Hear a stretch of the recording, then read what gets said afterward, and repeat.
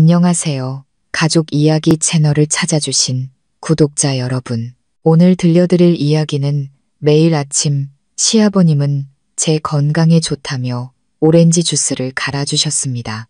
저는 그 정성에 감동해 하루도 빠짐없이 주스를 마셨죠.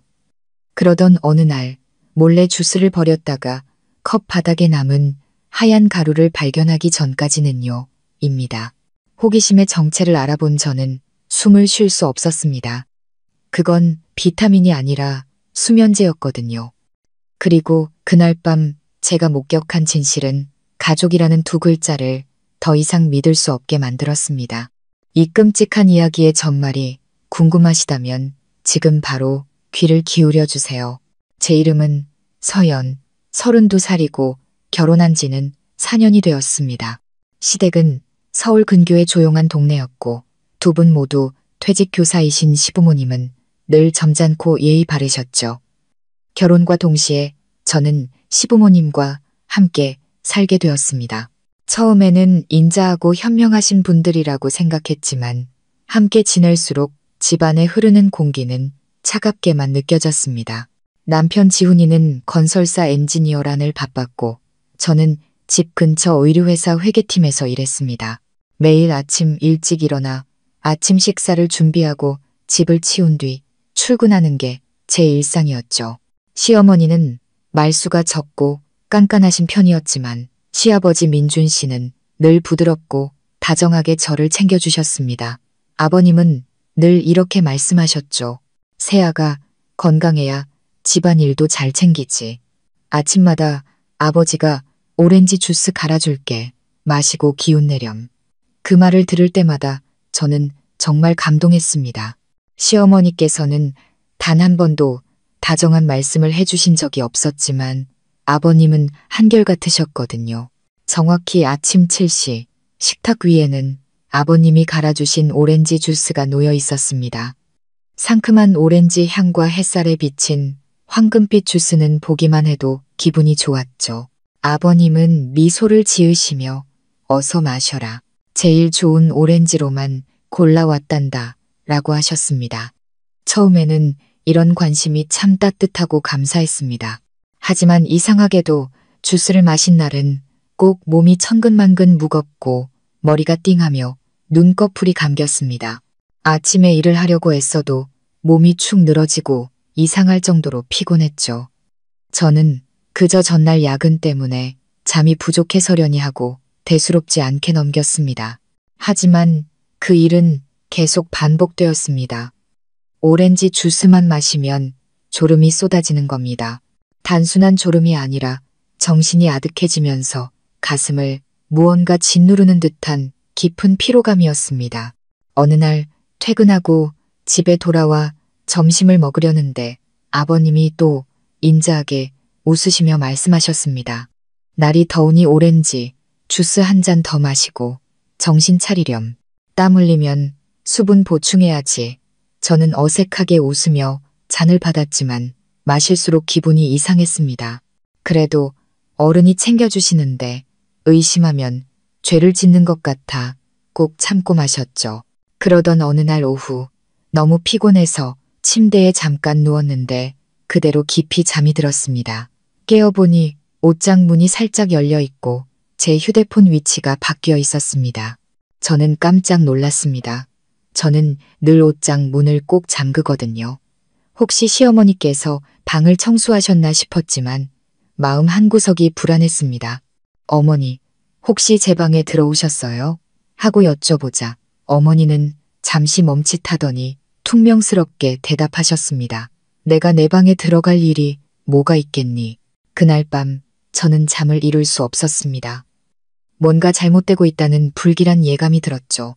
시아버님의 오렌지 주스를 마신 뒤로 저는 자주 어지럽고 기억이 흐릿해졌습니다. 한 번은 요리를 하다가 제가 무슨 음식을 만들려고 했는지조차 잊어버리고 멍하니 서 있기도 했습니다. 다음 날 아침 저는 조심스럽게 말했습니다. 아버님, 제가 요즘 속이 좀 쓰려서요. 오렌지 주스 같은 신 걸 마시면 배가 아파서 당분간은 안 마셔도 괜찮을까요? 아버님은 저를 보셨는데 그 눈빛에 아주 잠깐 스쳐 지나간 무언가가 이상했습니다. 이내 웃으시며 말씀하셨죠. 오, 아버지가 단 걸로만 샀는데 꿀도 좀 탔으니 마셔보렴. 괜찮을 게다. 거절하기가 어려워 저는 잔을 받아들고 한 모금 겨우 마셨습니다. 맛은 늘 똑같았지만 컵 바닥에 하얗고 자잘한 가루 같은 게 보였습니다. 아버님이 등을 돌리시는 순간 저는 주스를 마시는 척하다가 몰래 옆에 있던 화분에 주스를 쏟아부었습니다. 아버님이 밖으로 나가시자 저는 컵을 자세히 들여다봤습니다. 하얀 찌꺼기가 여전히 남아있었죠.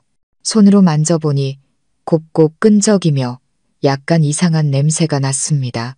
심장이 미친 듯이 뛰기 시작했습니다.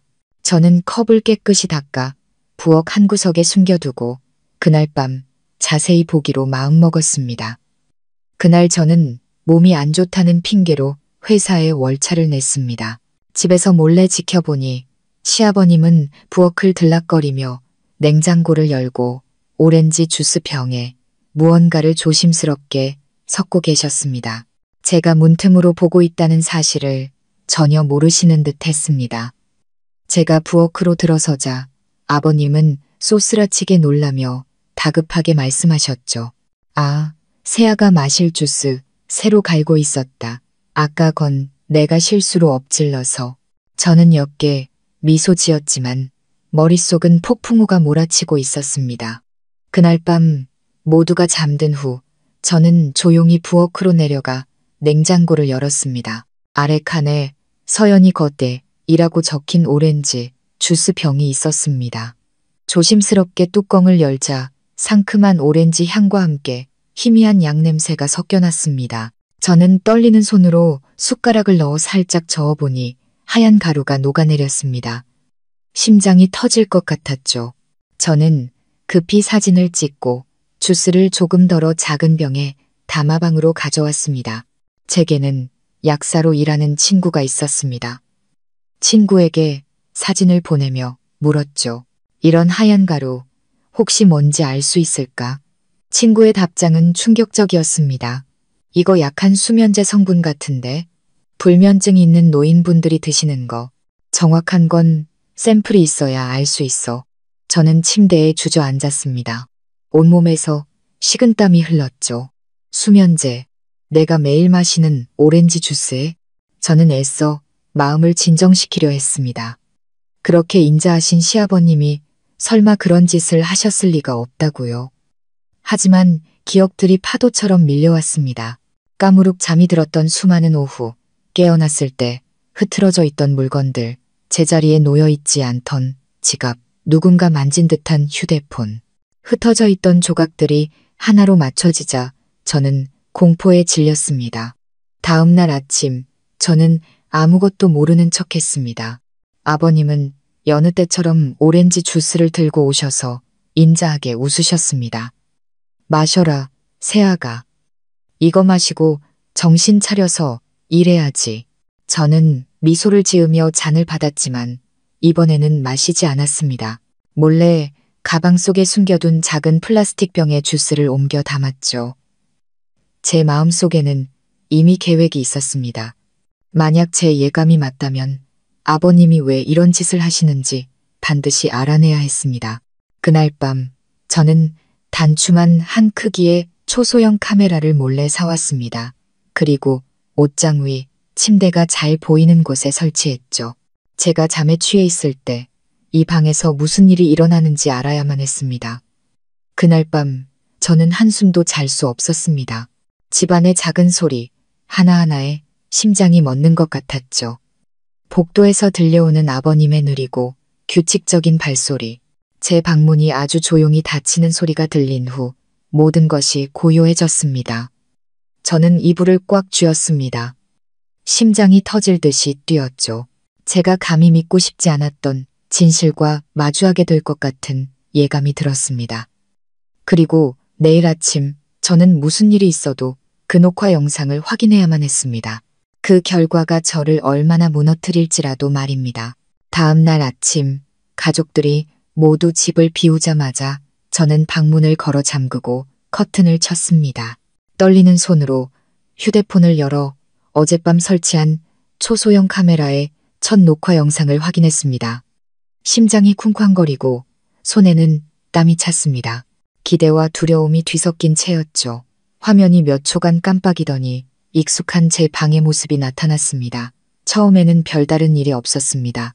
제가 침대에서 깊이 잠들어 있는 모습, 문틈으로 새어 들어오는 햇살, 살짝 흔들리는 커튼.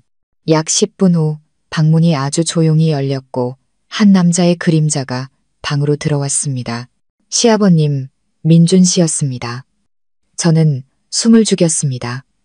아버님은 주위를 살피며 조심스럽게 걸어오셨습니다. 제 침대 곁으로 다가와 잠시 저를 내려다보더니 조용히 몸을 숙였습니다.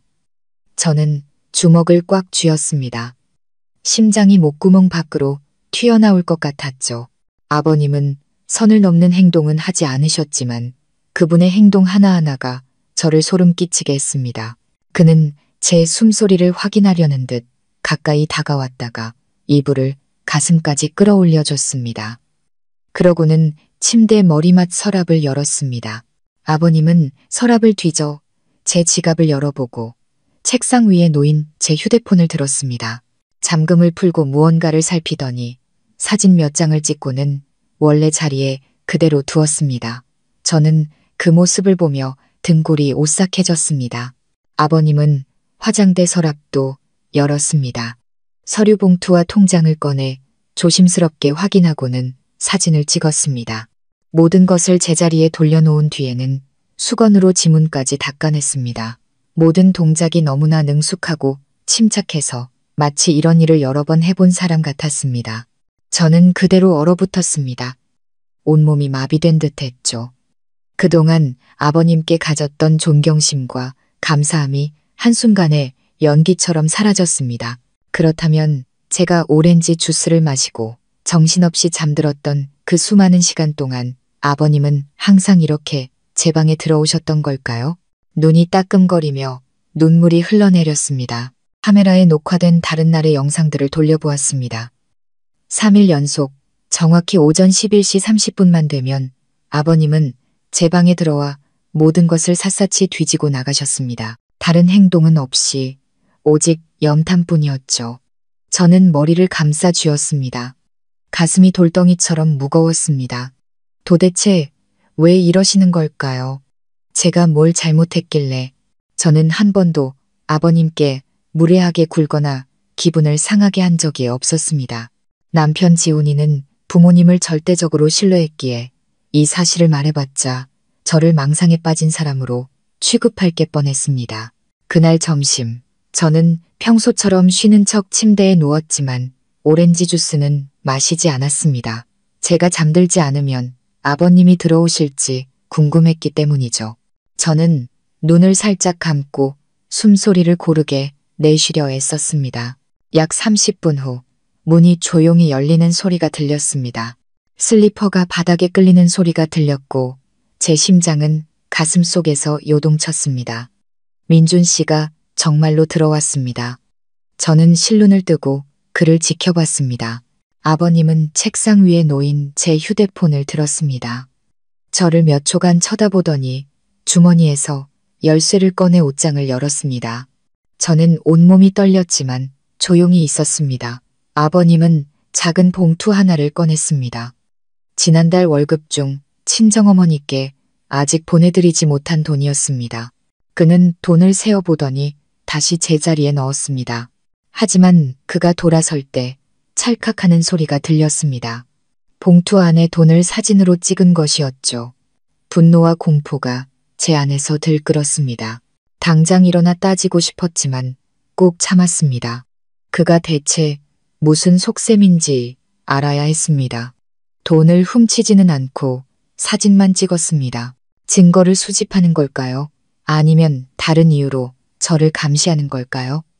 그가 나가자 저는 숨을 몰아쉬었고 눈물의 베개가 젖었습니다.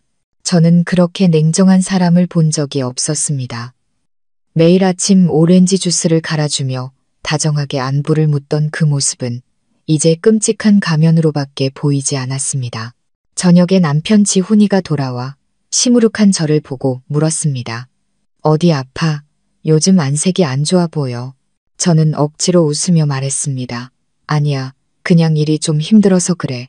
저는 차마 말할 수 없었습니다.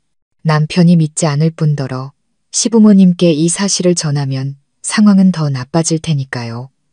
그날 밤 저는 다시 영상을 돌려보며 제가 잘못 본 것이 아닌지 확인했습니다. 화면 속 모든 장면이 비수처럼 제 가슴에 밝혔습니다. 아버님은 제 가방을 뒤지고 수첩을 열어보고 심지어 개인 물품이든 서랍까지 확인했습니다. 그의 느릿한 행동에는 일말의 죄책감도 없었습니다. 저는 두 손을 꽉 쥔 채 떨었습니다. 저는 아버님을 더 유심히 관찰하기 시작했습니다. 매일 아침 그는 제가 내려오기 전부터 부엌에 서 계셨습니다. 제가 식탁에 앉으면 오렌지 주스가 놓여 있었고 얼굴에는 여전히 온화한 미소가 걸려 있었죠. 마셔라, 세아가.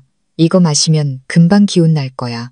저는 한 모금 마시는 척하며 무심한 표정을 지었지만 머릿속에서는 수면제라는 단어가 계속 맴돌았습니다. 다음 날 저는 오렌지 주스를 몰래 조금 덜어 유리병에 담았습니다. 그리고 아는 분이 운영하는 개인 병원으로 가져갔죠. 이상한 냄새가 나는 것 같다며 의사 선생님께 성분 검사를 부탁했습니다. 의사 선생님은 의아한 표정이었지만 제 부탁을 들어주셨습니다. 다음 날 나온 결과는 저를 완전히 무너뜨렸습니다. 약한 신경안정제 성분이 검출됨. 저는 결과지를 든 채 손을 떨었습니다. 모든 것이 명백해졌습니다. 아버님은 정말로 제 오렌지 주스에 약을 타고 있었습니다. 하지만 왜? 저는 계속 생각했습니다. 혹시 제가 통제할 수 없는 무언가를 할까봐 두려우셨던 걸까요? 아니면 제가 무언가 숨기는 게 있다고 의심하셨을까요? 혹은 더 나쁘게는 저를 조종해서 무언가를 빼앗으려던 걸까요? 저는 최근 시어머니께서 툭 하면 던지시던 말이 떠올랐습니다. 요즘 애들은 직장 다닌다고 돈을 다 자기 주머니에 넣으니 집안에 무슨 일이 생겨도 부모는 알 수가 없다니까. 그러고는 농담이라며 웃으셨지만 그 눈빛은 전혀 농담이 아니었습니다. 저는 문득 깨달았습니다. 어쩌면 시부모님 두 분이 저희 부부의 돈 문제와 관련해 무언가를 꾸미고 계신지도 모른다는 것을요. 다음 날 저는 방 청소를 핑계로 하루 휴가를 냈습니다. 사실은 옷장과 화장대 구석에 카메라를 추가로 설치하기 위해서였습니다. 더 확실한 증거가 필요했습니다. 이번에는 현장을 덮쳐야 했습니다. 점심시간이 다가올 무렵 익숙한 시간에 문이 열리고 민준 씨가 또 들어왔습니다. 그는 주위를 둘러보고 제가 자는 것을 확인한 뒤 책상으로 다가갔습니다. 이번에는 서랍만 확인하는 게 아니었습니다. 그는 주머니에서 작은 열쇠를 꺼내 방구석에 있던 저희 부부의 금고를 열었습니다. 저는 입을 틀어막고 이불 끝을 꽉 쥐었습니다. 그는 저와 지훈이의 통장을 꺼내 훑어보더니 한 장 한 장 사진을 찍었습니다. 저는 벌떡 일어날 뻔했지만 피가 날 정도로 입술을 깨물며 조용히 있었습니다. 그는 일을 마친 뒤 금고를 잠그고 지문을 닦은 후 아무 일도 없었다는 듯이 나갔습니다. 저는 충격에 눈앞이 캄캄해졌습니다. 그 남자에 대한 온화하고 친절했던 모든 이미지가 사라졌습니다. 저는 깨달았습니다.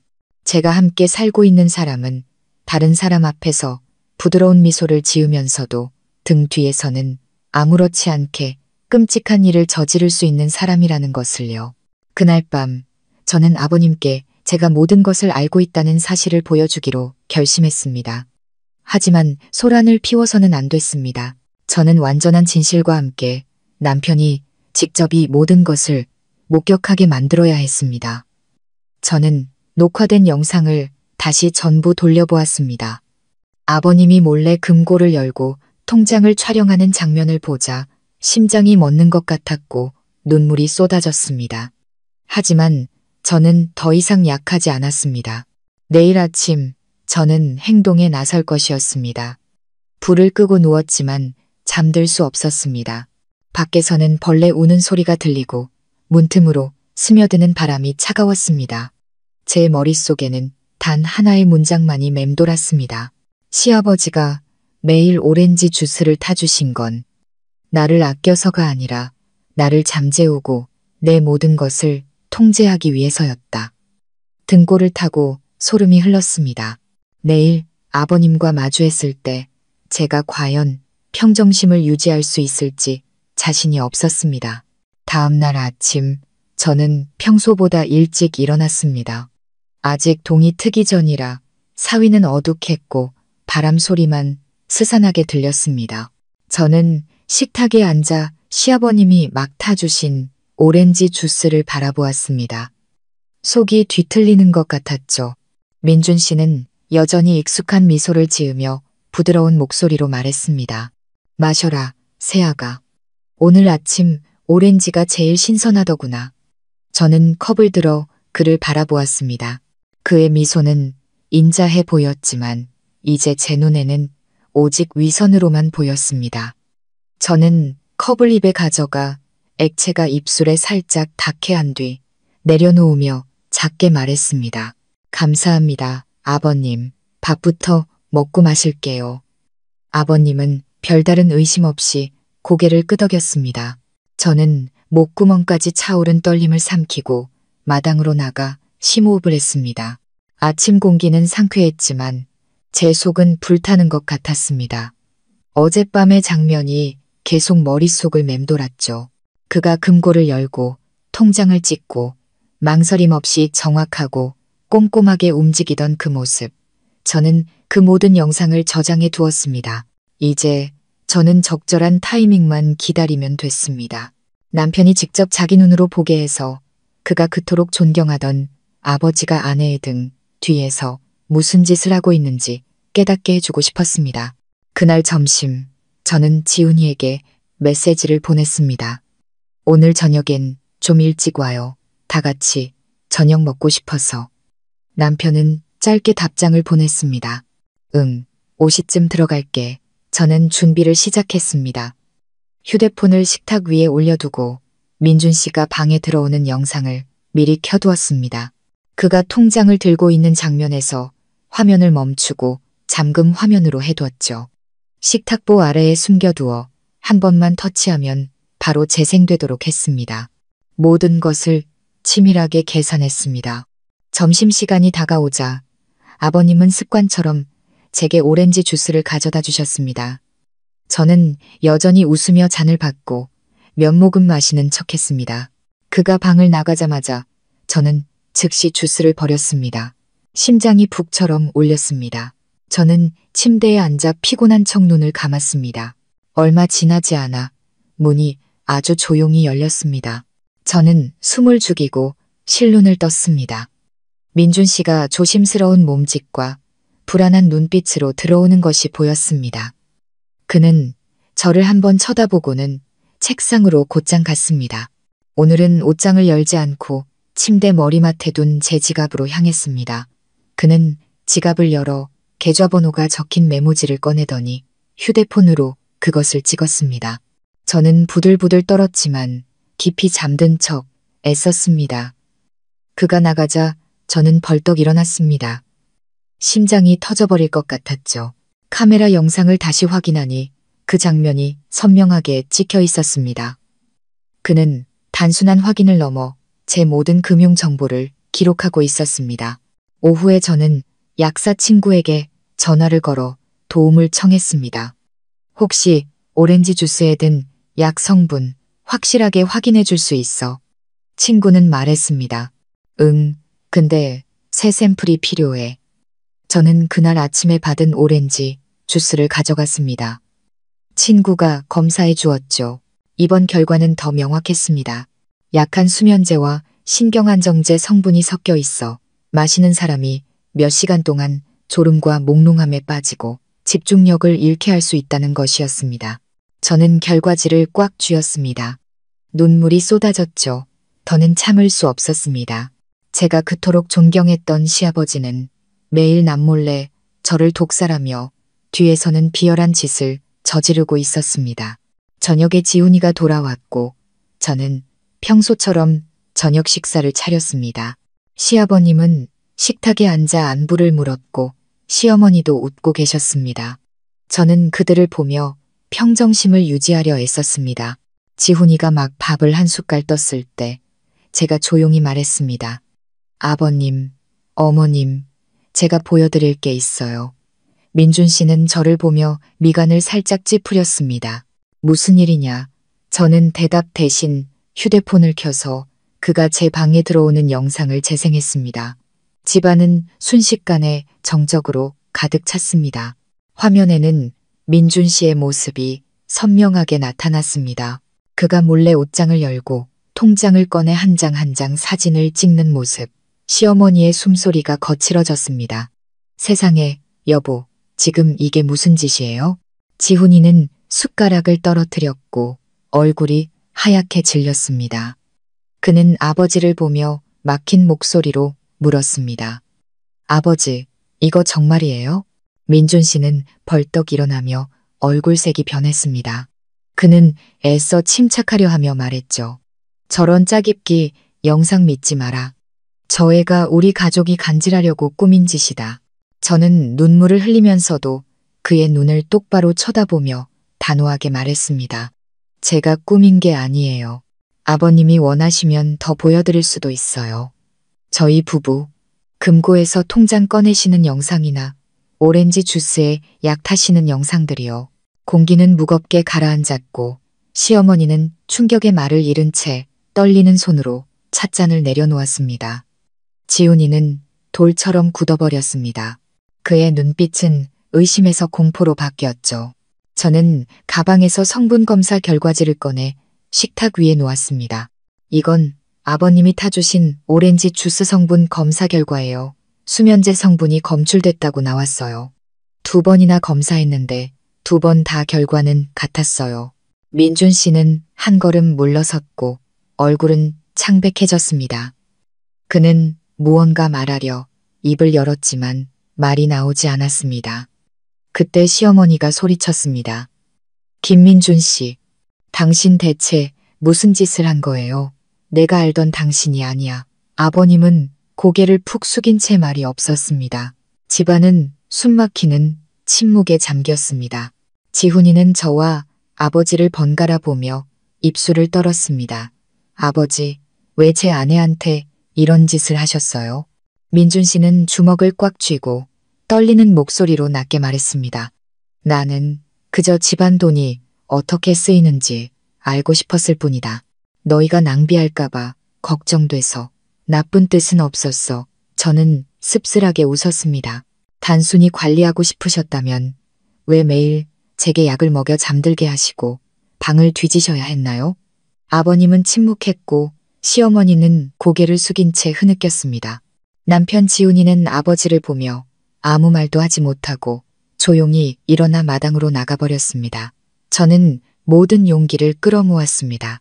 저는 일을 크게 만들고 싶지 않아요. 하지만 이렇게 신뢰가 무너진 집에서 더는 살 수 없어요. 민준 씨는 고개를 들었고 눈은 붉게 충혈되어 있었습니다. 네가 오해한 게다. 나는 그저 너희가 무언가 숨기는 게 있는지 알고 싶었을 뿐. 저는 고개를 저었습니다. 눈물이 뺨을 타고 흘렀죠. 아버님, 아세요? 가장 무서운 건 악한 사람이 아니라 제가 철석같이 믿었던 가족이라는 거예요. 저는 시어머니를 향해 돌아섰습니다. 어머님, 죄송하지만 저는 분가하겠습니다. 아버님을 단 하루도 더 보고 싶지 않아요. 시어머니는 목이 메어 고개만 끄덕일 뿐이었습니다. 저는 방으로 올라가 짐을 쌌습니다. 손이 덜덜 떨렸죠. 아래층에서는 시어머니의 울음소리와 아버님의 변명, 그리고 넉나간 사람처럼 침묵하는 지훈이의 기척이 느껴졌습니다. 짐을 들고 내려왔을 때 지훈이가 저를 막아섰습니다. 그의 눈에는 슬픔이 가득했습니다. 아버지께 시간을 좀 주면 안 될까? 그래도 날 낳아주신 분이잖아. 저는 그를 보며 나지막이 말했습니다. 시간은 드릴 수 있어요. 하지만 전 더 이상 여기서 살 수 없어요. 너무 오랫동안 참았어요. 저는 캐리어를 끌고 대문을 나섰습니다. 뒤돌아보지 않았죠. 등 뒤에서 시어머니가 목이 쉰 소리로 외쳤습니다. 서연아, 내가 미안하다. 바람이 세차게 불었습니다. 저는 눈물을 흘리며 똑바로 걸었습니다. 마음 한편으로는 해방감을, 다른 한편으로는 극심한 고통을 느꼈습니다. 앞으로 우리의 결혼 생활이 어떻게 될지는 몰랐습니다. 하지만 적어도 저는 제 자신과 진실을 지키기 위해 일어섰습니다. 등 뒤에 그 집은 침묵에 잠겼습니다. 저는 오늘 이후로 그 무엇도 예전 같지 않을 것임을 알았습니다. 저는 회사 근처에 작은 원룸을 급히 구했습니다. 침대 하나, 책상 하나, 옷장 하나가 겨우 들어가는 공간이었죠. 그곳에서의 첫날 밤, 저는 잠을 이룰 수 없었습니다. 눈만 감으면 민준 씨가 제 방에 들어와 서랍을 뒤지고 사진을 찍던 모습이 생생하게 떠올랐습니다. 온몸이 차갑게 식었고 마음은 아프고 분했습니다. 사람들은 집 밖의 적보다 집 안의 적이 더 무섭다고 하죠. 이제야 그 말의 의미를 뼈저리게 느꼈습니다. 이틀 후 지훈이가 찾아왔습니다. 그는 문 앞에 서 있었는데 무척 피곤해 보였고 눈 밑은 퀭했습니다. 제가 문을 열자 그는 아무 말 없이 한참을 서 있다가 겨우 입을 열었습니다. 미안해. 아버지가 그런 짓을 하실 줄은 정말 몰랐어. 근데 아버지는 네가 친정의 돈을 몰래 빼돌릴까봐 걱정돼서 그랬다고 하시더라. 저는 차갑게 말했습니다. 이유가 뭐든 다른 사람에게 약을 먹여 정신을 잃게 하고 방을 뒤질 권리는 누구에게도 없어요. 그건 걱정이 아니라 통제예요. 지훈이는 고개를 숙였습니다. 그는 주머니에서 봉투 하나를 꺼냈죠. 이건 내가 다시 의뢰한 성분 검사 결과야. 신경안정제가 맞아. 아버지가 어머니께는 이미 다 인정하셨대. 어머니가 우리 부부가 돈을 따로 모은다고 불평하시는 걸 듣고 홧김에 그러셨다고 저는 할 말을 잃었습니다. 결국 이 모든 일의 뿌리는 시어머니로부터 시작된 것이었습니다. 인자함 뒤에 숨어있던 그 조용한 그림자는 결코 단순하지 않았던 겁니다. 저는 목이 메인 채로 지훈이에게 물었습니다. 그럼 어머님은요? 어머님은 뭐라고 하세요? 어머니는 우셨어. 아버지가 그 정도까지 하실 줄은 몰랐다고 하시더라. 하지만 매일 아침 아버지가 너한테만 오렌지 주스를 타주시는 걸 이 집에서 모르는 사람이 누가 있었겠어. 저는 고통스럽게 웃었습니다. 그 웃음소리는 작은 방 안에서 섬뜩하게 울렸습니다. 그런데도 나는 진심으로 나를 챙겨주는 사람이 있다고 믿었네. 지훈이가 다가와 제 손을 잡았습니다. 집으로 돌아가자. 어머니도 사과하셨고 아버지도 후회하고 계셔. 아침부터 아무것도 안 드시고 마루에만 앉아 계셔. 저는 그의 손을 뿌리치고 똑바로 쳐다봤습니다. 지훈 씨, 당신이 나라면 돌아갈 수 있겠어요? 매일 내가 마시는 물에 약을 탔던 사람과 한 지붕 아래에서 잠들 수 있겠냐고요. 그는 침묵했습니다. 그 질문에 그는 답할 수 없었죠. 저는 그의 마음속에서 효심과 사랑이 얼마나 처절하게 싸우고 있는지 알 수 있었습니다. 그날 오후 저는 무거운 마음으로 출근했습니다. 한참 일하고 있는데 전화가 울렸습니다. 시어머니였습니다. 그녀의 목소리는 잔뜩 쉬어 있었고 걱정이 가득했습니다. 서연아, 아버님이 쓰러지셨다. 지금 동네 병원 응급실이야. 저는 그 자리에 얼어붙었습니다. 심장이 쿵 내려앉았죠. 아무리 밉고 상처받았어도 그 소식을 들으니 급하게 병원으로 달려갈 수밖에 없었습니다. 병원에 도착했을 때 민준 씨는 창백한 얼굴로 눈을 감은 채 침대에 누워 있었습니다. 시어머니는 곁에서 눈물을 흘리고 계셨고 지훈이는 침대 끝에 서서 붉어진 눈으로 아버지를 보고 있었습니다. 제가 들어서자 시어머니는 저를 보며 떨리는 목소리로 말했습니다. 아가, 그래도 어른이잖니. 아버님이 잘못한 건 맞지만 원망만 품고 살지는 말아다오. 저는 한때 저를 공포에 떨게 했던 남자를 바라보았습니다. 지금 그는 그저 힘없고 무력하게 누워 있었죠. 제 마음 한구석이 무너져 내렸습니다. 어쨌든 그는 제 남편의 아버지였고 한때 제게 보금자리를 내어준 사람이었습니다. 의사가 들어와 조용히 말했습니다. 과로와 스트레스로 인한 저혈압 쇼크입니다. 며칠간 잠을 제대로 못 주무신 것 같네요. 절대 안정이 필요합니다.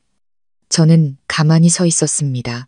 마음속은 온갖 감정으로 복잡했고 분노는 서서히 사라지고 텅 빈 느낌만이 남았습니다. 그때 민준 씨가 눈을 떴습니다. 그는 저를 보았고 그 눈빛은 힘없었지만 진심이 담겨 있었습니다. 그는 누가 들을까 두려운 듯 작게 말했습니다. 내가 미안하다. 내가 잘못했어. 모든 걸 잃을까봐 두려웠단다. 저는 고개를 숙인 채 대답하지 않았습니다. 시어머니가 제 손을 잡고 목맨 소리로 말했습니다. 서연아, 내 상처가 얼마나 깊을지 안다. 하지만 이 가정을 버리지는 말아다오. 이제 다시는 누구도 내 물건에 손대지 못하게 내가 약속하마. 제발 아버님께 바로잡을 기회를 한 번만 주렴. 저는 오랫동안 침묵했습니다. 머릿속에는 수많은 장면이 스쳐 지나갔습니다. 오렌지 주스를 타주시던 민준 씨의 인자한 미소, 그리고 서랍을 뒤지고 금고를 열던 그의 모습, 모든 것이 뒤섞여 혼란스러웠습니다. 마침내 저는 나지막이 말했습니다. 제가 용서할 수 있을지는 모르겠어요. 하지만 더는 원망하지 않을게요. 저는 그저 평온하게 존중받으며 살고 싶을 뿐이에요. 지훈이가 다가와 희망에 찬 눈빛으로 저를 바라봤습니다. 그럼 집으로 돌아갈 거지. 적어도 아버지가 마음이라도 편하실 수 있게. 저는 돌처럼 무거운 마음으로 작게 고개를 끄덕였습니다. 그날 밤 저는 사흘 만에 그 집으로 돌아갔습니다. 모든 것이 그대로였지만 집안의 공기는 무겁고 침울했습니다. 시어머니는 별말 없이 집안일을 하셨고 저를 안타까움과 미안함이 섞인 눈으로 바라보셨습니다. 시아버지는 방에서 쉬고 계셨고 더 이상 아무도 오렌지 주스 이야기를 꺼내지 않았습니다. 하지만 제 마음속 경계심은 사라지지 않았습니다. 저는 더 이상 이 집의 누구의 미소도 믿을 수 없었습니다. 작은 소리 하나에도 깜짝 놀랐죠. 저는 예전처럼 순진하고 착한 며느리로 돌아가고 싶지 않았습니다.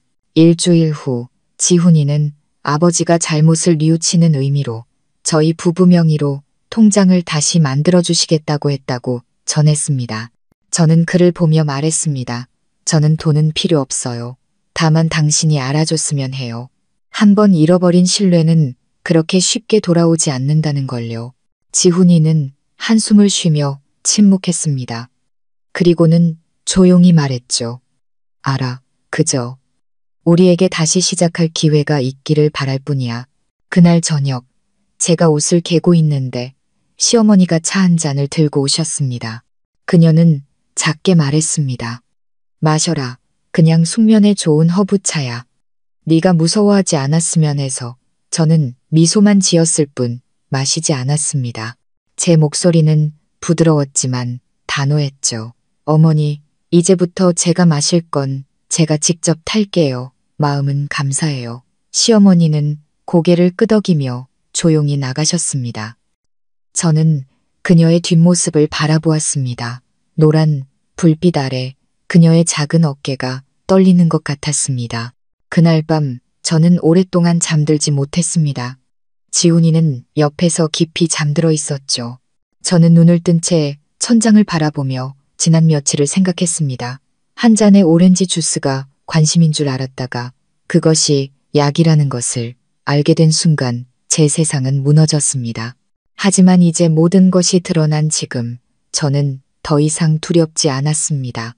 저는 지켜야 할 선이 무엇인지 그리고 제 자신을 어떻게 보호해야 하는지 알게 되었습니다. 밖에서는 바람이 나무를 스치는 소리가 들렸습니다. 저는 조용히 눈을 감고 다짐했습니다. 이제 다시는 누구도 나를 혼란스럽게 만들 수 없을 거라고. 아래층 거실에서 느릿한 발소리가 들렸습니다. 아마 민준 씨가 물을 마시러 나온 모양이었습니다.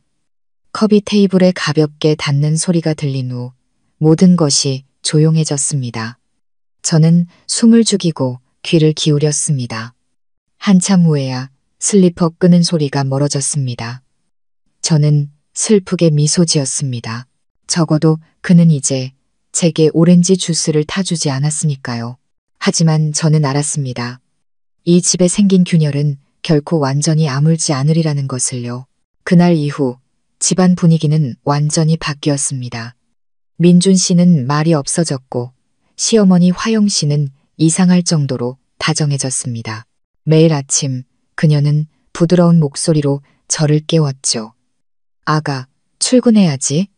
아침 차려놨으니 따뜻할 때 먹으렴. 그런 태도가 저는 오히려 어색했습니다. 지훈이만 모든 것이 해결된 줄 알고 기뻐했죠. 하지만 저는 불안했습니다. 이 집에서 가장 쉽게 바뀌는 것은 사람의 얼굴이라는 것을 알게 되었으니까요. 일주일이 지났고 화영 씨는 계속해서 제게 관심을 보였습니다. 건강을 묻고 살림 솜씨를 칭찬하고 심지어는 낡은 금팔찌를 제 방으로 가져와 건넸습니다. 이거 내가 젊을 때 끼던 건데 사과의 의미로 너한테 주는 거다. 저는 감사하다고 말하며 받았지만 마음은 여전히 차가웠습니다. 폭풍우가 지나간 뒤에 달콤한 행동을 섣불리 믿어서는 안 된다는 것을 배웠기 때문입니다. 그러던 어느 날 아침 화영 씨가 말했습니다. 아가, 나랑 아버님이 생각 좀 해봤는데 우리 통장을 전부 하나로 합쳐서 지훈이 이름으로 해두는 게 관리하기 편할 것 같구나. 넌 어떻게 생각하니? 저는 깜짝 놀랐지만 미소 뒤에 경계심을 숨겼습니다. 어머니, 제 생각에는 각자 관리하는 게 더 편할 것 같아요. 그녀는 어색하게 웃었지만 눈빛에는 차가운 기운이 스쳤습니다. 저는 그것을 똑똑히 보았습니다. 그날 오후 퇴근하고 돌아오니 제 방이 이상할 정도로 깔끔하게 정돈되어 있었습니다. 침대 시트는 팽팽했고 물건들은 각을 맞춰 정리되어 있었죠. 심지어 옷장까지 다시 정리되어 있었습니다. 저는 소름이 돋았습니다. 저는 누구에게도 청소를 부탁한 적이 없었거든요. 저는 아래층으로 내려가 물었습니다.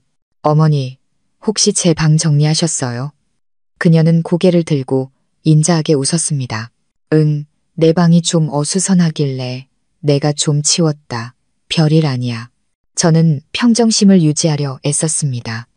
다음부터는 그냥 두세요, 어머니. 제가 따로 보관하는 서류들이 있어서 잃어버릴까봐 그래요. 그녀는 고개를 끄덕였지만 저는 예전에 그 익숙한 감시의 눈빛이 다시 어른거리는 것을 보았습니다. 그날 밤 저는 옷장에 여전히 설치해둔 비밀 카메라를 몰래 확인했습니다. 혹시 모를 상황에 대비해 아직 떼지 않았던 것이었죠. 영상을 켜자 심장이 멎는 것 같았습니다. 점심 무렵 시어머니가 방에 들어오는 장면이 녹화되어 있었습니다. 그녀는 서랍을 뒤져 제 은행 카드와 신분증이 들어있는 작은 상자를 꺼냈습니다. 그것을 자세히 들여다보더니 휴대폰으로 사진을 찍었습니다. 그러고는 의자에 앉아 아무도 엿보고 있지 않다는 것을 확인하려는 듯 방안을 샅샅이 훑어보았습니다. 저는 그 자리에 얼어붙었습니다. 온몸에 소름이 돋았죠. 시아버지뿐만이 아니었습니다. 이제는 시어머니까지 저를 몰래 감시하고 있었습니다. 저는 침대에 주저앉았습니다. 두 손이 덜덜 떨렸죠. 도대체 이들은 무엇을 원하는 걸까요? 왜 평범하게 살 수는 없는 걸까요? 밤새 잠을 설쳤습니다. 머릿속에서는 그 모든 사과와 다정한 식사가 그저 다음 공격을 위한 연막이었을까? 라는 질문이 맴돌았습니다. 다음 날 아침 제가 출근 준비를 하고 있는데 화영 씨가 방으로 들어와 환하게 웃었습니다. 오늘 네가 좋아하는 김치찌개 끓였다. 맛있게 먹으렴. 저는 그녀를 보며 억지로 미소를 지었습니다. 네, 어머니, 감사해요. 하지만 그녀가 나가자마자 저는 조용히 카메라를 열어 메모리 카드를 빼내 따로 숨겼습니다. 이번에는 더 신중해야 한다는 것을 알았습니다. 점심에 저는 반차를 내고 전자상가로 갔습니다. 초소형 카메라 2개를 더 사서 하나는 거실에, 하나는 그녀가 음식을 준비하는 부엌에 설치했습니다. 이제부터 저는 그들의 모든 행동을 알아야 했습니다. 더 이상 누구에게도 제 삶이 조종당하게 둘 수 없었습니다. 3일 후 저는 온몸이 차갑게 식는 장면을 발견했습니다. 영상 속에서 시어머니는 제가 집을 나간 것을 확인한 후 주머니에서 작은 병을 꺼내 오렌지 주스 컵에 무언가 몇 방울을 떨어뜨렸습니다. 저는 그 오렌지 주스 컵이 예전에 민준 씨가 늘 두던 바로 그 자리에 놓여 있는 것을 보았습니다. 저는 그대로 굳어버렸습니다. 그녀가 남편의 습관을 이어가고 있었습니다. 하지만 이번에는 민준 씨가 아니라 바로 그녀 자신이었습니다. 그녀가 든 병은 갈색이었고 상표도 없었습니다. 공포가 온몸으로 퍼져나갔습니다. 오후에 저는 아무렇지 않은 척 집으로 돌아왔습니다. 저녁상이 차려져 있었고 그녀는 인자하게 웃으며 말했습니다. 오렌지 주스 한 잔 마시렴. 오랜만에 마시면 맛있을 게다. 저는 황금빛 오렌지 주스를 바라보았습니다. 향기는 예전과 똑같았죠. 저는 나지막이 대답했습니다. 네, 밥 다 먹고 마실게요. 그녀는 웃으며 고개를 끄덕였습니다. 그래, 빈속에 마시면 속 쓰리니 밥 먹고 마시는 게 좋지. 그녀가 위층으로 올라가자 저는 오렌지 주스를 싱크대에 쏟아부었습니다. 컵 바닥을 자세히 보니 희미한 흰색 가루가 보였습니다. 저는 입술을 꽉 깨물었습니다. 눈물이 쏟아졌죠. 왜 그들은 멈추지 않는 걸까요? 그날 밤 저는 새로운 영상을 지훈이에게 보여주었습니다. 그는 충격에 서 있지도 못했습니다. 어머니가 어떻게? 그는 말을 잇지 못했죠. 저는 입술을 깨물었습니다. 나도 믿고 싶지 않았어. 하지만 당신도 봤잖아.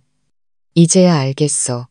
그 모든 사과와 다정한 식사, 그 달콤한 행동들은 전부 내가 경계심을 풀게 하려는 수단이었던 거야. 지훈이는 고개를 숙였습니다. 그의 목소리는 막혀 있었죠. 미안해. 정말 뭐라고 해야 할지 모르겠다. 내가 꼭 물어볼게. 저는 그를 막았습니다. 아니, 묻지 마. 당신이 물으면 모든 게 터져버릴 거야. 이번엔 내가 알아서 할게. 하지만 이번만큼은 이 며느리가 더는 쉽게 조종당하는 사람이 아니라는 걸 똑똑히 알게 해줄 거야. 다음 날 저는 일부러 일찍 일어나 시어머니보다 먼저 부엌으로 내려갔습니다. 오렌지 주스 2잔을 준비했죠. 하나는 제 것, 하나는 그녀의 것이었습니다. 그녀가 내려왔을 때 저는 웃으며 태연하게 말했습니다. 어머니, 오늘은 제가 타봤어요. 가끔은 역할을 바꿔보는 것도 재밌잖아요. 그녀는 잠시 당황했지만 이내 잔을 받았습니다. 아침 식사 내내 저는 그녀의 눈을 똑바로 쳐다봤습니다. 그녀가 컵을 입으로 가져갈 때 손이 미세하게 떨리는 것을 보았습니다. 저는 그녀가 제가 모든 것을 알고 있다는 사실을 눈치챘다는 것을 알았습니다. 그녀는 컵을 내려놓으며 목소리가 갈라졌습니다. 네가 여기에 뭘 탔니? 저는 미소 지었습니다. 그냥 오렌지 주스예요.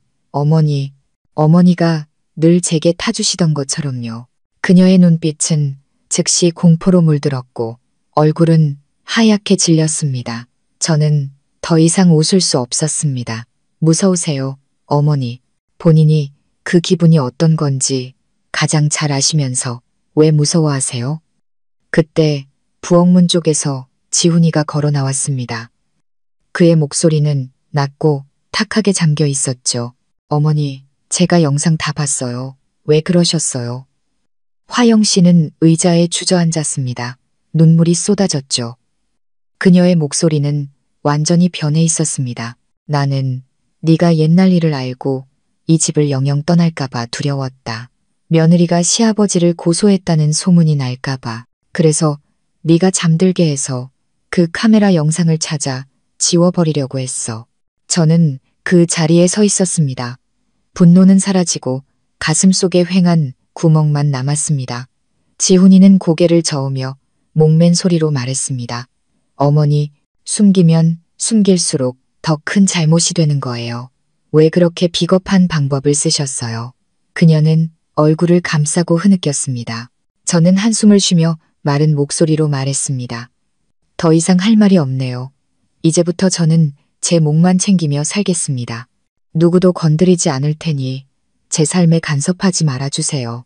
이 가정이 조금이라도 평온하길 바라신다면 제발 제 인생에 더는 손대지 마세요. 저는 등을 돌렸습니다. 마음은 가벼우면서도 아팠습니다. 등 뒤에서 시어머니의 목맨 소리가 들렸습니다. 내가 잘못했다. 마지막으로 부탁이니 이 집을 떠나지는 말아다오. 저는 뒤돌아보지 않았습니다. 저는 알았습니다. 이 순간부터 저와 그들 사이에는 결코 부술 수 없는 두꺼운 벽이 생겼다는 것을요. 그날 이후 집안은 소름 끼칠 정도로 조용해졌습니다. 더 이상 웃음소리도 아침마다 나던 오렌지 주스 향기도 없었습니다. 오직 차갑게 식은 식탁 위에서 서로의 눈을 피하는 시간만이 남았죠. 저는 그들과 함께 살았지만 매끼니가 마치 두 개의 벽 사이에 앉아 있는 것 같았습니다. 시부모님은 저를 쳐다보지 않았고 지훈이는 그 어색한 침묵을 메우려 의미 없는 말들을 늘어놓았습니다. 어느 주말 아침 제가 빨래를 널고 있는데 동네 아주머니들이 골목에서 수군거리는 소리가 들렸습니다. 민준 씨네 요즘 이상해. 듣자 하니 며느리가 시부모가 음료에 약 탄 거 잡아냈다나 봐. 저는 그 자리에 굳어버렸습니다. 손이 덜덜 떨렸죠. 결국 소문이 밖으로 새어나간 것이었습니다. 오후에 집에 돌아오니 시어머니가 문을 쾅 닫으며 잔뜩 화가 난 목소리로 소리치고 있었습니다. 어떤 인간이 그런 헛소문을 퍼뜨린 거야. 동네 사람들이 날 독한 시어미 보듯 쳐다보잖아. 민준 씨는 소파에 앉아 잿빛 얼굴로 침묵했고 지훈이는 어머니를 달래려 애썼습니다.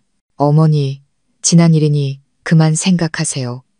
그녀는 날카롭게 쏘아붙였습니다. 어떻게 그만해. 온 동네가 다 아는데. 사람들이 이 집이 며느리한테 약 먹여 재운다고 수군거리는데 내가 무슨 낯으로 시장에 나가. 저는 나서서 침착하게 말했습니다. 어머니, 저는 누구에게도 말한 적 없어요. 아마 예전에 일하시던 가사도우미 분이 들으셨나 봐요. 그녀는 눈을 부릅떴습니다. 누구든 이 집에서 나간 소리 아니냐. 너나 잘해. 가만히 있는다고 아무도 모를 줄 알아? 네가 일부러 소문낸 거 다 안다. 그녀의 말은 비수처럼 제 가슴에 밝혔습니다.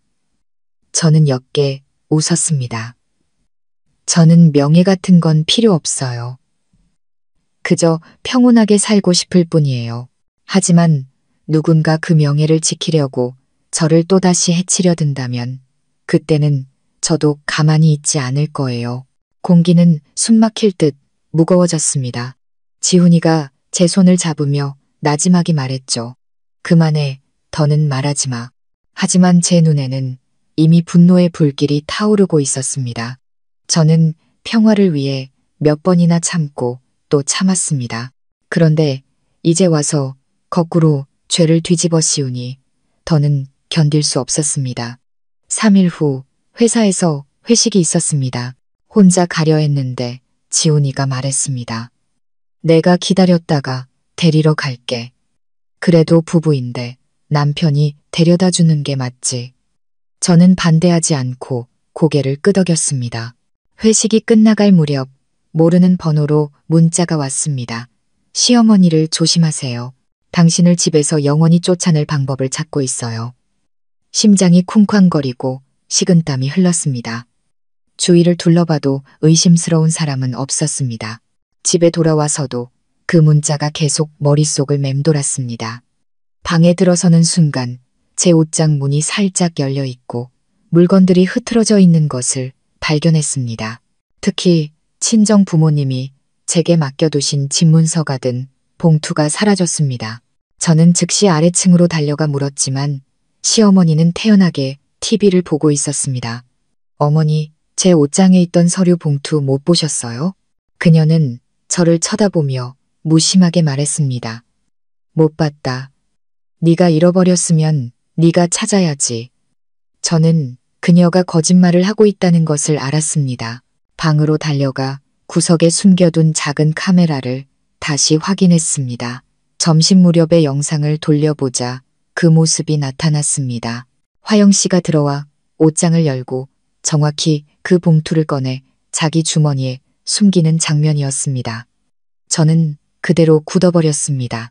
저도 소리치고 싶었지만 목이 꽉 막혔습니다. 이번에는 단순한 통제가 아니라 명백한 절도였습니다.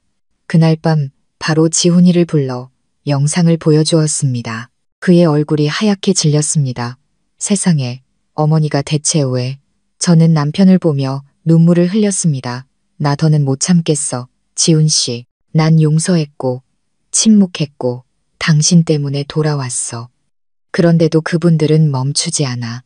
언제까지 내가 참아야 해? 그는 머리를 감싸쥐고 잠긴 목소리로 말했습니다. 내가 어머니랑 얘기할게. 만약 또 이런 짓을 하시면 내가 분가할게. 맹세해. 하지만 저는 믿지 않았습니다. 저는 그가 부모님을 아낀다는 것을 알았고 그런 약속을 너무 많이 들었습니다. 그날 밤 저는 마루에 앉아 있었습니다. 바람이 차갑게 얼굴을 스쳤죠. 민준 씨가 조용히 다가와 옆에 앉았습니다. 그는 잠긴 목소리로 말했습니다. 서연아, 미안하다. 내 어머니가 잘못한 거 안다. 하지만 그 사람 지금 몹시 두려워하고 있어. 네가 우리를 고소해서 집안이 풍비박산날까봐 그런 게다. 저는 슬프게 웃었습니다. 아버님, 저는 그저 제대로 살고 싶을 뿐이에요. 누구도 해칠 생각 없었어요. 단지 이런 의심과 거짓 속에서는 더 이상 살 수 없을 뿐이에요. 그는 한숨을 쉬며 눈시울을 붉혔습니다. 내가 처음부터 잘못했다. 내가 내 어머니의 잘못의 길을 터준 셈이야. 만약 시간을 되돌릴 수만 있다면 그 오렌지 주스에 손대지 않았을 텐데. 그의 말에 저는 목이 메었습니다. 저는 일어나 그를 똑바로 쳐다봤습니다. 아버님은 시간을 되돌릴 수 없어요. 하지만 적어도 어머님이 더 큰 잘못을 저지르시는 건 막으실 수 있어요. 다음 날 아침 온 동네가 시끄러웠습니다. 화영 씨가 대문 밖에서 누군가와 싸우고 있었는데 목소리가 너무 커서 동네 사람들이 다 들을 정도였습니다. 제가 달려나가 보니 한 중년 여성이 시어머니와 마주서서 날카롭게 소리치고 있었습니다. 당장 우리 동생 집문서 내놔요. 숨길 생각 말고. 지금 당장 경찰 부르기 전에. 제 친언니였습니다. 화영 씨의 얼굴은 창백해졌고 말을 더듬었습니다. 나는 내가 그냥 맡아주려고. 맡아주는데 말도 없이 가져가요? 언니가 소리쳤습니다. 내 동생이 착하니까 아주 만만해 보이죠?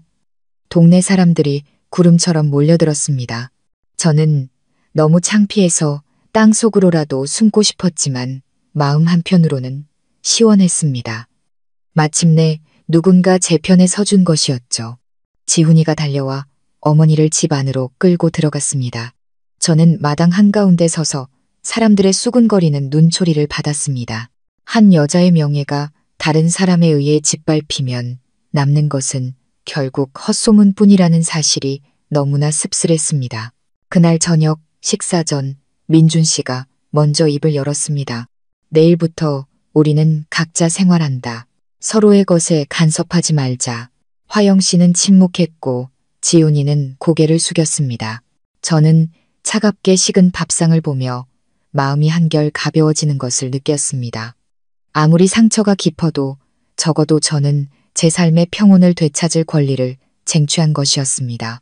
제가 설거지를 하고 있을 때 민준 씨가 저를 보며 낮고 잠긴 목소리로 말했습니다. 아가, 사람들이 그러더구나. 신뢰가 한번 깨지면 아무리 달콤한 오렌지 주스도 쓰게 변한다고. 저는 옅게 웃으며 대답했습니다. 네, 아버님. 그리고 어떤 쓴맛은 한번 마셔봐야 정신을 차리게 되죠. 그날 밤 저는 식탁 위에 텅 빈 오렌지 주스잔을 보며 지난 날들을 떠올렸습니다. 정신을 잃었던 날들, 하얀 약가루, 거짓된 미소, 모든 것이 지나갔습니다. 저는 다짐했습니다. 이제 다시는 그 누구도 내 인생에 약을 타지 못하게 할 거라고. 각자 생활하기로 결정한 후 저는 지훈이와 함께 분가했습니다. 우리는 시댁에서 멀리 떨어진 외곽에 작은 아파트를 얻었죠. 이사하던 날 저는 뒤도 돌아보지 않았습니다. 마음은 가벼우면서도 텅 비어 있었죠. 지훈이는 아무 말 없이 운전만 했습니다. 그가 부모님과 아내 사이에서 얼마나 괴로워하는지, 그 긴장감에 얼마나 지쳐 있는지 알 수 있었습니다. 처음 며칠간 우리 사이의 공기는 한결 부드러워졌습니다. 그는 저를 더 살뜰히 챙겼고 미안하다는 말을 자주 했죠. 매일 아침 그는 일찍 일어나 커피를 내려주었습니다. 집안 어디에도 오렌지 주스는 없었습니다. 저는 정말로 모든 것을 극복했다고 생각했습니다. 하지만 어떤 상처는 아물어도 흉터가 남는 법이었죠. 어느 날 저녁 제가 밥을 짓고 있는데 그가 베란다에서 통화하는 소리가 들렸습니다. 목소리는 작았지만 똑똑히 들렸죠. 알았어요. 어머니, 그만 우세요. 며칠만 기다려보세요. 저는 그 자리에 굳어버렸습니다. 들고 있던 국자가 바닥에 떨어졌죠. 가슴이 철렁했습니다. 모든 게 끝난 줄 알았는데 그는 여전히 연락하고 있었고 저를 속이고 있었습니다. 그가 돌아왔을 때 저를 보고는 깜짝 놀랐습니다. 다 들었어? 나한테 뭘 숨기고 있는지 말해줘요. 그는 잠시 침묵하다가 사실대로 말했습니다. 부모님이 집을 파시려고 해. 내가 외아들이니까 와서 서류에 도장을 찍어달라고 하시더라. 저는 눈가가 뜨거워졌습니다. 잊었어요? 그 집은 그분들이 내게 약을 먹였던 곳이야. 그런데 다시 돌아가고 싶어요. 도장만 찍고 올 거야. 머물지는 않을 거야. 너무 예민하게 생각하지 마. 하지만 저는 믿지 않았습니다. 일단 그 문턱을 넘으면 모든 것이 다시 반복될 것을 알았습니다. 회유와 눈물, 압박감, 그리고 결국 그는 그들의 편에 서게 될 테니까요. 며칠 후 제 걱정대로 지훈이는 본가에 다녀오겠다고 했습니다. 아침에 갔다가 저녁에 돌아오겠다고 약속했죠.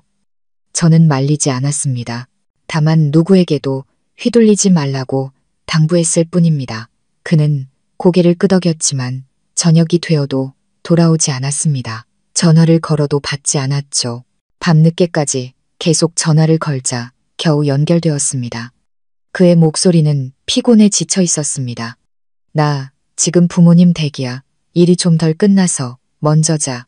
저는 침묵하다가 한마디 뱉었습니다. 당신 지금 옛날로 돌아가고 있는 거야. 그날 밤 저는 뒤척였습니다.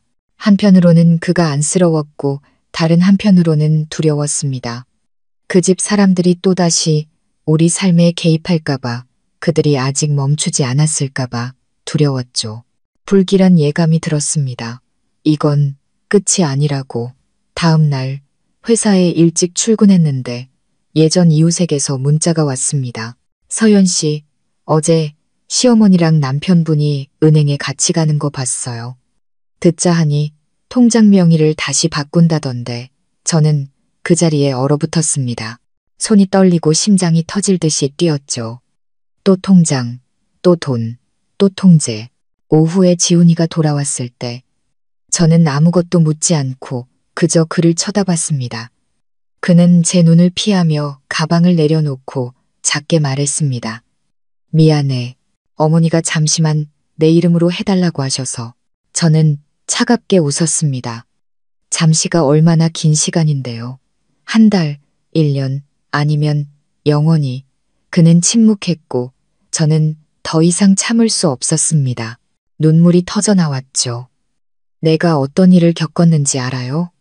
난 당신이 날 이해하고 지켜줄 거라고 믿었어. 그런데 어머니가 몇 마디만 하면 당신은 또 그들을 믿는구나. 지훈이는 무릎을 꿇었습니다. 그의 목소리는 막혀 있었죠. 내가 잘못했어. 그냥 그분들이 모든 걸 잃게 둘 수가 없었어. 제발. 나 버리지 마. 저는 뒤로 물러서며 차갑고 냉정하게 말했습니다. 나한테 빌 필요 없어요. 그냥 선택해요. 나 아니면 그분들. 방은 침묵에 잠겼습니다. 그는 고개를 숙인 채 대답하지 못했죠.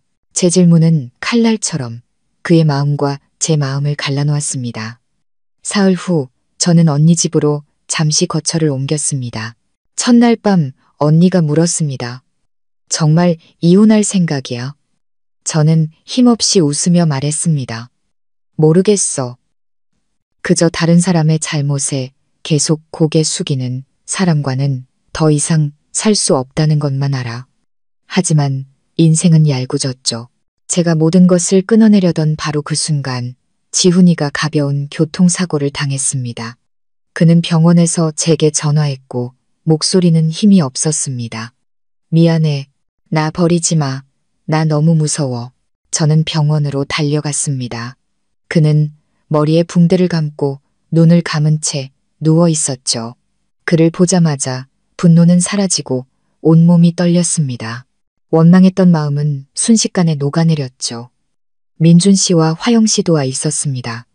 화영 씨는 저를 보자마자 달려와 흐느꼈습니다. 아가, 내가 미안하다. 다시는 너한테 상처 주는 일 없을게.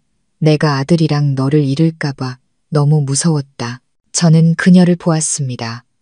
처음으로 그녀가 명예가 아니라 모든 것을 잃을까봐 진심으로 두려워하는 모습을 보았죠.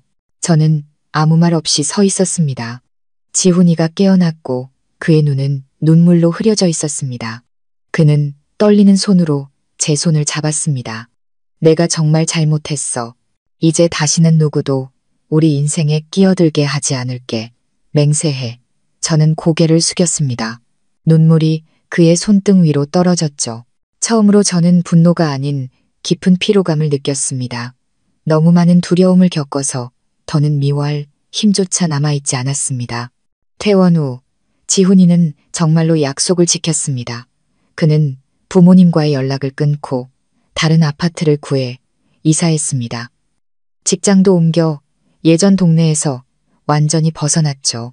하지만 제게는 이미 닳아버린 신뢰의 자리에 보이지 않는 거리감만 남았습니다. 그는 다가오려 애썼지만 저는 쉽게 마음을 열 수 없었습니다. 어느 날 저녁 그가 오렌지 주스 한 잔을 들고 와 미소 지었습니다. 이것 봐. 이제 내가 직접 타는 거야. 약은 없고 진짜 오렌지만 있어. 저는 그 잔을 보았습니다. 불빛이 그의 얼굴에 비쳐 따뜻하면서도 슬퍼 보였습니다. 저는 나지막이 대답했습니다. 진짜 오렌지인지 아닌지는 색깔만 봐서는 몰라요. 중요한 건 타주는 사람의 마음이 진짜인지 아닌지겠죠. 그는 그 자리에 굳었습니다. 그 말에 우리는 오랫동안 침묵했죠. 그날 밤 저는 베란다에 나갔습니다. 차가운 바람이 머리카락을 스쳤습니다. 아래를 내려다보니 자동차 불빛들이 번져 보였습니다. 이 결혼이 마치 저 오렌지 주스 같다고 생각했습니다. 한때는 달콤했고 한때는 썼지만 결국 남은 것은 밍밍한 맛뿐이었습니다. 지훈이가 다가와 뒤에서 저를 안았습니다. 그의 목소리가 떨렸죠. 내가 다 바로잡을게. 제발. 기회 한 번만 더 줘. 저는 나지막이 말했습니다. 기회는 약속하는 사람에게 주어지는 게 아니라 그 약속을 지키는 사람에게 주어지는 거예요. 대답은 시간이 해줄 거예요. 그는 저를 더 꽉 안았지만 아무 말도 하지 않았습니다. 달빛 아래 두 개의 그림자가 서 있었습니다. 하나는 붙잡으려 애썼고 다른 하나는 서서히 손을 놓고 있었습니다. 저는 알았습니다. 앞으로의 여정은 끝나지 않았고 진정한 평화는 아직도 아주 멀리 있다는 것을요. 새 아파트로 이사한 지 한 달이 지나고 저는 다툼도 한숨도 없는 삶에 조금씩 익숙해지기 시작했습니다. 아침에 지훈이가 출근하면 저도 집을 나섰고 저녁에는 함께 밥을 먹으며 소소한 대화를 나눴죠. 모든 것이 평온해 보였지만 제게 그 평온은 마치 가는 실처럼 위태롭게 느껴졌습니다. 저는 여전히 지훈이의 눈빛 속에 무언가 숨겨진 것이 있다고 느꼈습니다. 어느 날 점심 회사에서 일하고 있는데 은행에서 문자가 왔습니다. 공동명의 계좌 김지훈에서 1억 8천만 원이 창구 인출되었습니다. 저는 깜짝 놀랐습니다. 그 계좌는 우리가 차를 사려고 함께 모으던 것이었습니다. 1억 8천만 원은 우리가 2년 동안 꼬박 모은 돈이었죠. 저는 즉시 그에게 전화를 걸었습니다. 그는 머뭇거리며 전화를 받았습니다. 나 지금 회의 중이라 이따가 다시 전화할게. 저는 입술을 깨물었습니다. 손이 덜덜 떨렸죠. 저녁에 그는 늦게 돌아왔습니다. 저는 식탁에 앉아 차갑게 식은 밥과 함께 그를 기다렸습니다. 그가 문을 열었을 때 저는 똑바로 쳐다보며 물었습니다. 돈 인출해서 어디에 썼어요? 그는 잠시 멈칫하더니 재빨리 말했습니다. 부모님께 잠시 빌려드렸어. 예전 집 문제 해결하셔야 한다고 해서. 저는 마치 뺨을 맞은 것처럼 얼얼했습니다. 잠시 빌려줬다고요? 다시는 엮이지 않겠다고 약속했잖아요. 또 나 몰래 그분들 마음대로 휘둘린 거네요. 지훈이는 고개를 숙였습니다. 그의 목소리는 피곤했죠. 네가 화낼 줄 알아. 하지만 부모님이 정말 어려우셨어. 집이 아직 안 팔려서 급전이 필요하다고. 그냥 도와드린 거야. 다른 뜻은 없어. 다른 뜻이 없다고요? 저는 차갑게 웃었습니다. 당신은 늘 그렇게 말했어. 당신이 그분들을 도우러 돌아갈 때마다 내 믿음이 칼에 찔리는 기분이라는 거 정말 몰라요? 그는 침묵하다가 버럭 소리쳤습니다. 넌 이해 못해. 그래도 날 낳아주신 부모님인데 어떻게 필요할 때 외면하냐고. 그럼 나는요? 저는 눈물을 머금고 물었습니다. 내 생각은 한 번이라도 해봤어요. 공기는 무겁게 가라앉았고 우리는 서로를 바라볼 뿐 더 이상 말을 잇지 못했습니다. 그날 밤 저는 그에게 등을 돌리고 누웠습니다. 우리 사이는 한 뼘도 되지 않았지만 마치 다른 세상처럼 차갑게 느껴졌습니다. 그는 잠이 들었고 저는 뒤척이며 생각했습니다. 제가 너무 매정한 걸까요? 아니면 그가 너무 약한 걸까요? 다음 날 아침 모르는 번호로 전화가 왔습니다. 수화기 너머로 젊은 여자의 목소리가 들렸죠. 김지훈 씨 아내분이시죠? 저 은행 직원인데요. 방금 남편분께서 시어머니 명의 통장을 본인 명의로 이전하는 절차를 밟으셔서 확인차 전화드렸습니다. 저는 그대로 굳어버렸습니다. 저는 그 통장이 예전에 시어머니가 하나로 합치자고 했던 바로 그 통장이라는 것을 기억해냈습니다. 하루 종일 넋이 나간 사람 같았습니다. 왜 모든 것이 이렇게 반복되는지 이해할 수 없었습니다.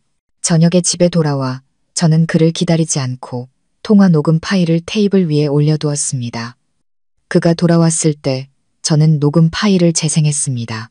은행 직원의 목소리가 방 안에 울려 퍼졌죠. 그는 그 자리에 굳어버렸고 얼굴은 새하얗게 질렸습니다. 더 할 말 있어요? 제가 물었습니다. 그는 고개를 숙인 채 침묵했습니다. 그냥 명의만 빌려달라고 하셔서 아무것도 아니야. 그가 애써 변명했습니다. 저는 씁쓸하게 웃었습니다. 명의만요. 그게 예전에 아버님이 하셨던 짓이랑 똑같다는 생각은 안 들어요? 똑같은 행동의 반복일 뿐이에요. 단지 사람이 바뀌었을 뿐이죠. 그가 다가오려 하자 저는 뒤로 물러섰습니다. 나한테 손대지 마요. 더는 못 참겠어. 난 우리가 그 지긋지긋한 과거에서 벗어난 줄 알았는데 결국 당신이 다시 나를 그곳으로 끌고 들어왔어. 지훈이는 주저앉아 얼굴을 감싸 쥐었습니다. 그의 목소리는 갈라져 있었죠. 내가 잘못했어. 알아. 하지만 어떻게 해야 좋은 남편이면서 동시에 효자가 될 수 있는지 난 정말 모르겠어. 그럼 선택해요. 지훈 씨. 이번 한 번만이라도 확실하게 선택해요. 더는 중간에 서 있지 말고요. 그는 고개를 들었고 눈은 붉게 충혈되어 있었습니다. 내가 당신을 선택하면 부모님을 잃고 그분들을 선택하면 당신을 잃어. 둘 다 나에겐 너무 고통스러워. 저는 한숨을 쉬며 돌아섰습니다. 하지만 적어도 어른이라면 자기 선택에 책임을 져야죠. 다음 날 아침, 저는 회사에 일찍 출근했습니다. 집에 돌아오니 집이 텅 비어 있었고 식탁 위에는 지훈이의 편지가 놓여 있었습니다. 그의 글씨는 떨리고 있었죠. 본가에 가서 서류 정리 마저 하고 올게. 집 팔리면 바로 돈 갚을 거야. 걱정 마. 널 배신하는 거 아니야.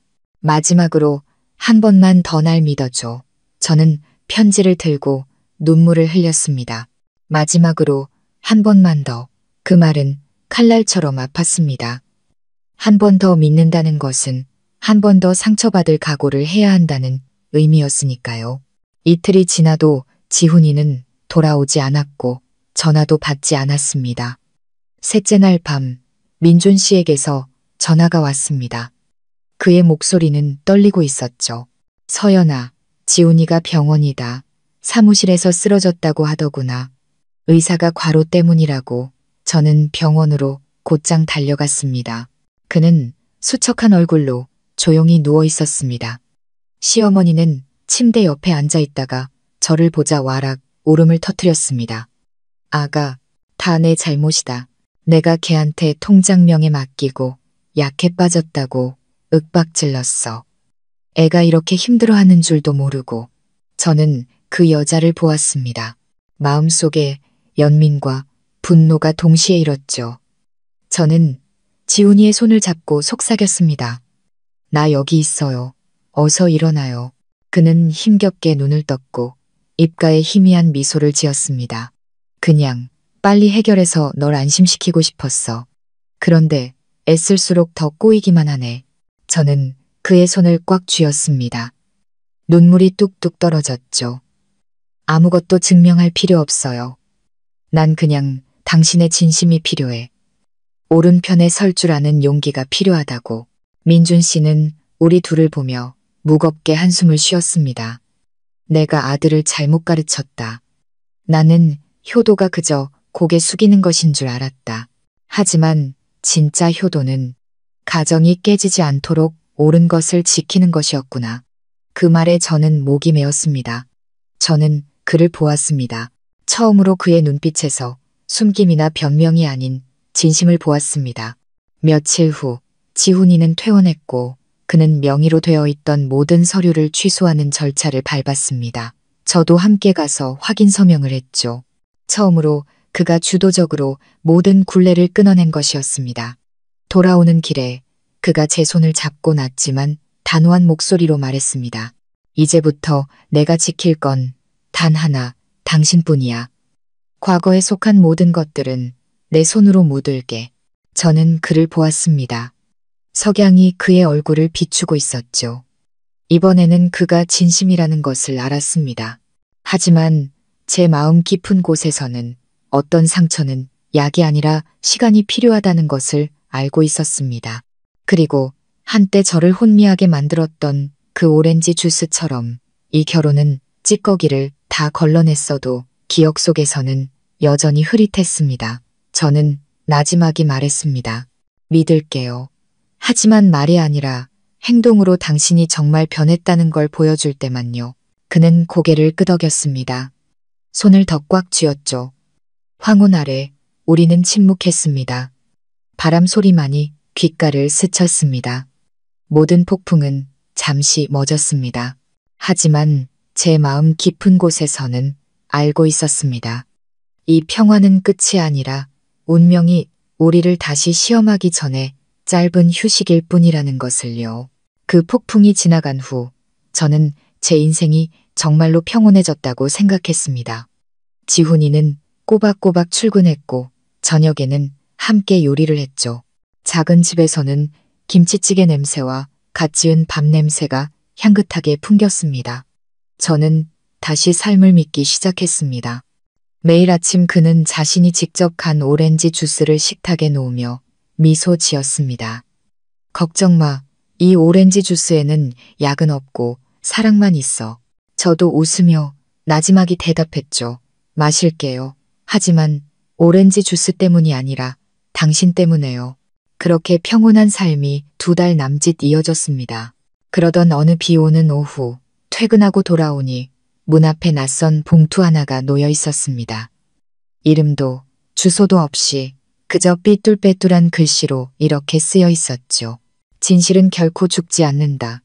저는 봉투를 열었습니다. 안에는 은색의 작은 USB 하나와 메모지가 들어 있었습니다. 당신 시아버지가 왜 당신에게 오렌지 주스를 마시게 했는지 그 진짜 이유를 알고 싶다면 이걸 보세요. 저는 그 자리에 얼어붙었습니다. 심장이 미친 듯이 뛰었고 두 손이 너무 떨려 하마터면 떨어뜨릴 뻔했습니다. 그날 밤 저는 지훈이가 돌아오기를 기다렸습니다. 그가 문을 열었을 때 저는 USB를 들어 보였습니다. 누가 이걸 보냈어? 당신 아버지에 대한 거래. 그는 멈칫하며 얼굴이 살짝 창백해졌습니다. 누가? 몰라. 하지만 봐야겠어. 저는 USB를 컴퓨터에 꽂았습니다. 화면에 영상이 나타났습니다. 배경은 예전 시댁의 낡은 부엌이었습니다. 영상 속에서 민준 씨가 오렌지 주스를 갈고 있었습니다. 그런데 그의 옆에는 시어머니 화영 씨도 함께 있었습니다. 영상 속 그녀의 목소리는 선명했습니다. 약을 조금만 넣어요. 그냥 졸리기만 하게. 너무 세게 말고. 애가 잠들면 내가 방에 들어가서 휴대폰 좀 봐야겠어. 누구랑 통화하는지, 친정에 돈은 보내는지 알아야 하니까. 민준 씨가 작게 대답했습니다. 알았소. 걱정 말아요. 반만 넣을 테니. 두 사람은 서로를 보며 희미하게 웃었습니다. 저는 손에 힘이 풀렸습니다. 모든 것이 빙빙 도는 것 같았죠. 지훈이는 그 자리에 굳어버렸고 얼굴은 새하얗게 질렸습니다. 영상은 계속되었습니다. 그들이 오렌지 주스를 식탁에 놓으며 화영 씨가 말했죠. 이 며느리가 이 사실을 알면 우린 끝장이야. 그러고는 그녀는 웃었습니다. 그 웃음소리는 바늘처럼 차갑게 제 심장을 찔렀습니다. 저는 지훈이를 돌아보며 눈물을 흘렸습니다. 봐, 두 사람이 함께한 짓이야. 돈 때문이 아니라 나를 통제하기 위해서. 이 집안에서 내가 목소리를 내는 외부인이라는 걸 받아들일 수 없었던 거야. 지훈이는 떨리는 목소리로 겨우 말했습니다. 어머니가 동의하셨을 줄은 몰랐어. 난 아버지만 그러신 줄 알았는데. 저는 분노와 고통에 울부짖었습니다. 한 명은 약을 타고 다른 한 명은 방에 들어와 물건을 뒤졌는데 나는 바보같이 그게 관심인 줄 알았다니. 지훈이는 견딜 수 없다는 듯 머리를 감싸 쥐었습니다. 저는 그를 보며 한 글자 한 글자 힘줘 말했습니다. 이제 알겠어? 진실은 죽지 않아. 그들이 아무리 깊이 묻어도 결국엔 이렇게 고개를 들고 우리 앞에 모든 것을 드러내는 거야. 그는 저를 껴안았고 그의 눈물이 제 어깨를 뜨겁게 적셨습니다. 미안해. 내가 꼭 진실을 밝힐게. 다음 날 아침 지훈이는 본가로 향했습니다. 저는 조용히 그를 따라가 밖에서 기다렸습니다. 집 안에서 언쟁이 터져 나왔습니다. 그의 목소리는 쉬어 있었죠. 어머니, 왜 그러셨어요? 전 이제 어머니를 믿을 수가 없어요. 화영 씨의 목소리는 여전히 차가웠습니다. 내가 한 모든 건 이 가정을 위해서였어. 내가 통제하지 않으면 그 애는 조만간 재산 다 빼돌리고 도망갔을 거라고. 어머니, 서연이는 제 아내지 도둑이 아니에요. 지훈이가 소리쳤습니다. 그때 민준 씨가 방에서 힘없이 걸어 나왔습니다. 그만해라. 다 내 잘못이다. 저는 집 안으로 들어섰습니다. 제 목소리는 침착했지만 얼음장처럼 차가웠죠. 아니요. 두 분 모두의 잘못이에요. 아버님은 약을 타셨고 어머님은 부추기셨죠. 두 분은 자식의 신뢰를 무너뜨려 놓고도 여전히 가정을 위해서였다고 말씀하시네요. 거짓 위에 세워진 가정은 더 이상 가정이라고 부를 가치도 없어요. 화영 씨가 돌아섰고 얼굴색이 변했습니다. 네가 뭘 어쩌겠다는 거냐? 우리를 고소라도 하겠다는 거야? 저는 그녀의 눈을 똑바로 쳐다봤습니다. 아니요. 고소하지 않을 거예요. 하지만 오늘부터 우리 사이에는 더 이상 가족이라는 이름은 없을 거예요. 지훈이는 양쪽 사이에서 당황한 눈빛으로 서 있었습니다. 서연아, 그렇게 말하지 마. 그래도 내 부모님이시잖아. 저는 그를 향해 돌아섰습니다. 제 목소리는 갈라졌죠. 그럼 당신은 거기 남아서 착한 아들 노릇하세요. 나는 평범한 사람으로 살아야겠어요. 저는 등을 돌려 빠르게 대문을 나섰습니다. 바람이 얼굴을 때렸고 눈물이 짰습니다. 등 뒤에서 화영 씨가 악을 썼습니다. 너는 그냥 우리 집의 복덩이처럼 굴러 들어온 며느리일 뿐이야. 어디서 큰 소리야. 저는 멈춰섰지만 돌아보지 않았습니다. 나지막이 하지만 그들이 들을 수 있을 만큼 말했죠. 누가 복을 받았는지는 거울을 다시 한번 보시죠. 지훈이가 쫓아와 제 손을 잡았습니다. 가지마, 서연아. 나한테 시간을 줘. 이 집 팔고 완전히 떠날게. 더는 아무 관련도 없을 거야. 저는 그를 보았습니다. 눈은 붉게 충혈되어 있었죠. 지훈 씨, 당신은 늘 약속하고 또 그 약속을 어겼어. 나 너무 지쳤어. 수많은 고통을 겪고 나서 더는 돌아갈 힘이 없어. 그는 저를 마당 한가운데서 끌어안았습니다. 그의 목소리는 막혀 있었죠. 사랑해. 정말 모든 걸 끊어낼게. 마지막으로 한 번만 더 믿어주면 안 될까? 저는 그의 손을 풀며 나지막이 말했습니다. 나는 맹세가 필요 없어요. 진실이 필요할 뿐인데 당신은 한 번도 그 진실을 오래 지켜내지 못했잖아. 저는 뒤돌아보지 않고 걸었습니다. 이번에는 마음이 떨리거나 두렵지 않았습니다. 그저 평온했죠. 저는 너무나 잘 알았습니다. 어떤 것들은 스스로 끊어내지 않으면 결국 그것에 잡아먹히고 만다는 것을요. 그날 밤 저는 창가에 혼자 앉아 있었습니다. 밖에서는 비가 내렸죠. 저는 USB에 담긴 영상을 마지막으로 한 번 더 보았습니다. 민준 씨와 화영 씨의 모습이 흐려지다 이내 꺼졌습니다. 저는 USB를 빼내 타오르는 촛불에 던졌습니다. 그것은 은색 흔적을 남기며 녹아내렸고 매캐한 연기가 피어올랐습니다. 저는 모든 것을 끝내는 주문처럼 나지막이 말했습니다. 끝났어. 모든 건 여기서 끝이야. 휴대폰 화면이 밝아졌습니다. 지훈이에게서 온 문자였죠. 나 그 집에서 나왔어. 내가 다시 시작할 수 있다는 걸 꼭 증명해 보일게. 저는 그 글자를 보며 가슴이 아려왔습니다. 답장하지 않았습니다. 어쩌면 시간이 유일한 대답이 될 테니까요. 밖에서는 비가 그치고 있었습니다. 아직 날이 밝지는 않았지만 검은 구름 뒤로 희미한 여명이 비치고 있었습니다. 저는 눈을 감고 깊은 숨을 내쉬었습니다. 몇 년 만에 처음으로 마음이 정말로 가벼워지는 것을 느꼈습니다. 그 USB를 태워버린 밤 이후 모든 것이 정말로 끝났다고 생각했습니다. 지훈이는 여전히 끈질겼습니다. 매일 문자를 보내고 음식을 보내고 짧은 문장들을 남겼죠. 나 노력하고 있어. 예전의 나로 돌아가지 않을 거야. 저는 읽었지만 답장하지 않았습니다. 그가 밉지는 않았지만 두려웠습니다. 제 자신이 또다시 마음 약해질까봐 두려웠죠. 저는 천천히 살아가는 법을 배우기 시작했습니다. 아침에는 간단한 식사를 만들어 먹고 저녁에는 창문을 열고 차 소리를 들었습니다. 평온한 삶이라 생각했죠. 그러던 어느 날 오후 누군가 문을 두드렸습니다. 40대쯤 되어 보이는 낯선 여성이었습니다. 수수한 옷차림에 어딘가 낯이 익은 얼굴이었습니다. 서연 씨 맞으시죠? 저는 향미라고 해요. 민준 씨, 그러니까 아주버님 친동생이에요. 저는 잠시 얼어붙었습니다. 몇 년간 며느리로 살면서 남편에게 이런 고모가 있다는 말은 들어본 적이 없었거든요. 그녀는 소파에 앉아 한숨을 쉬었습니다. 너무 놀라지 마세요. 제가 온 건 오빠 부부를 변호하려는 게 아니라 서연 씨가 알아야 할 이야기가 있어서예요. 지훈이조차 모르는 이야기죠. 저는 침묵했고 향미 씨의 목소리는 차분했지만 슬픔이 묻어났습니다. 옛날에 아주버님이 큰 사기를 당해서 전 재산을 잃은 적이 있어요.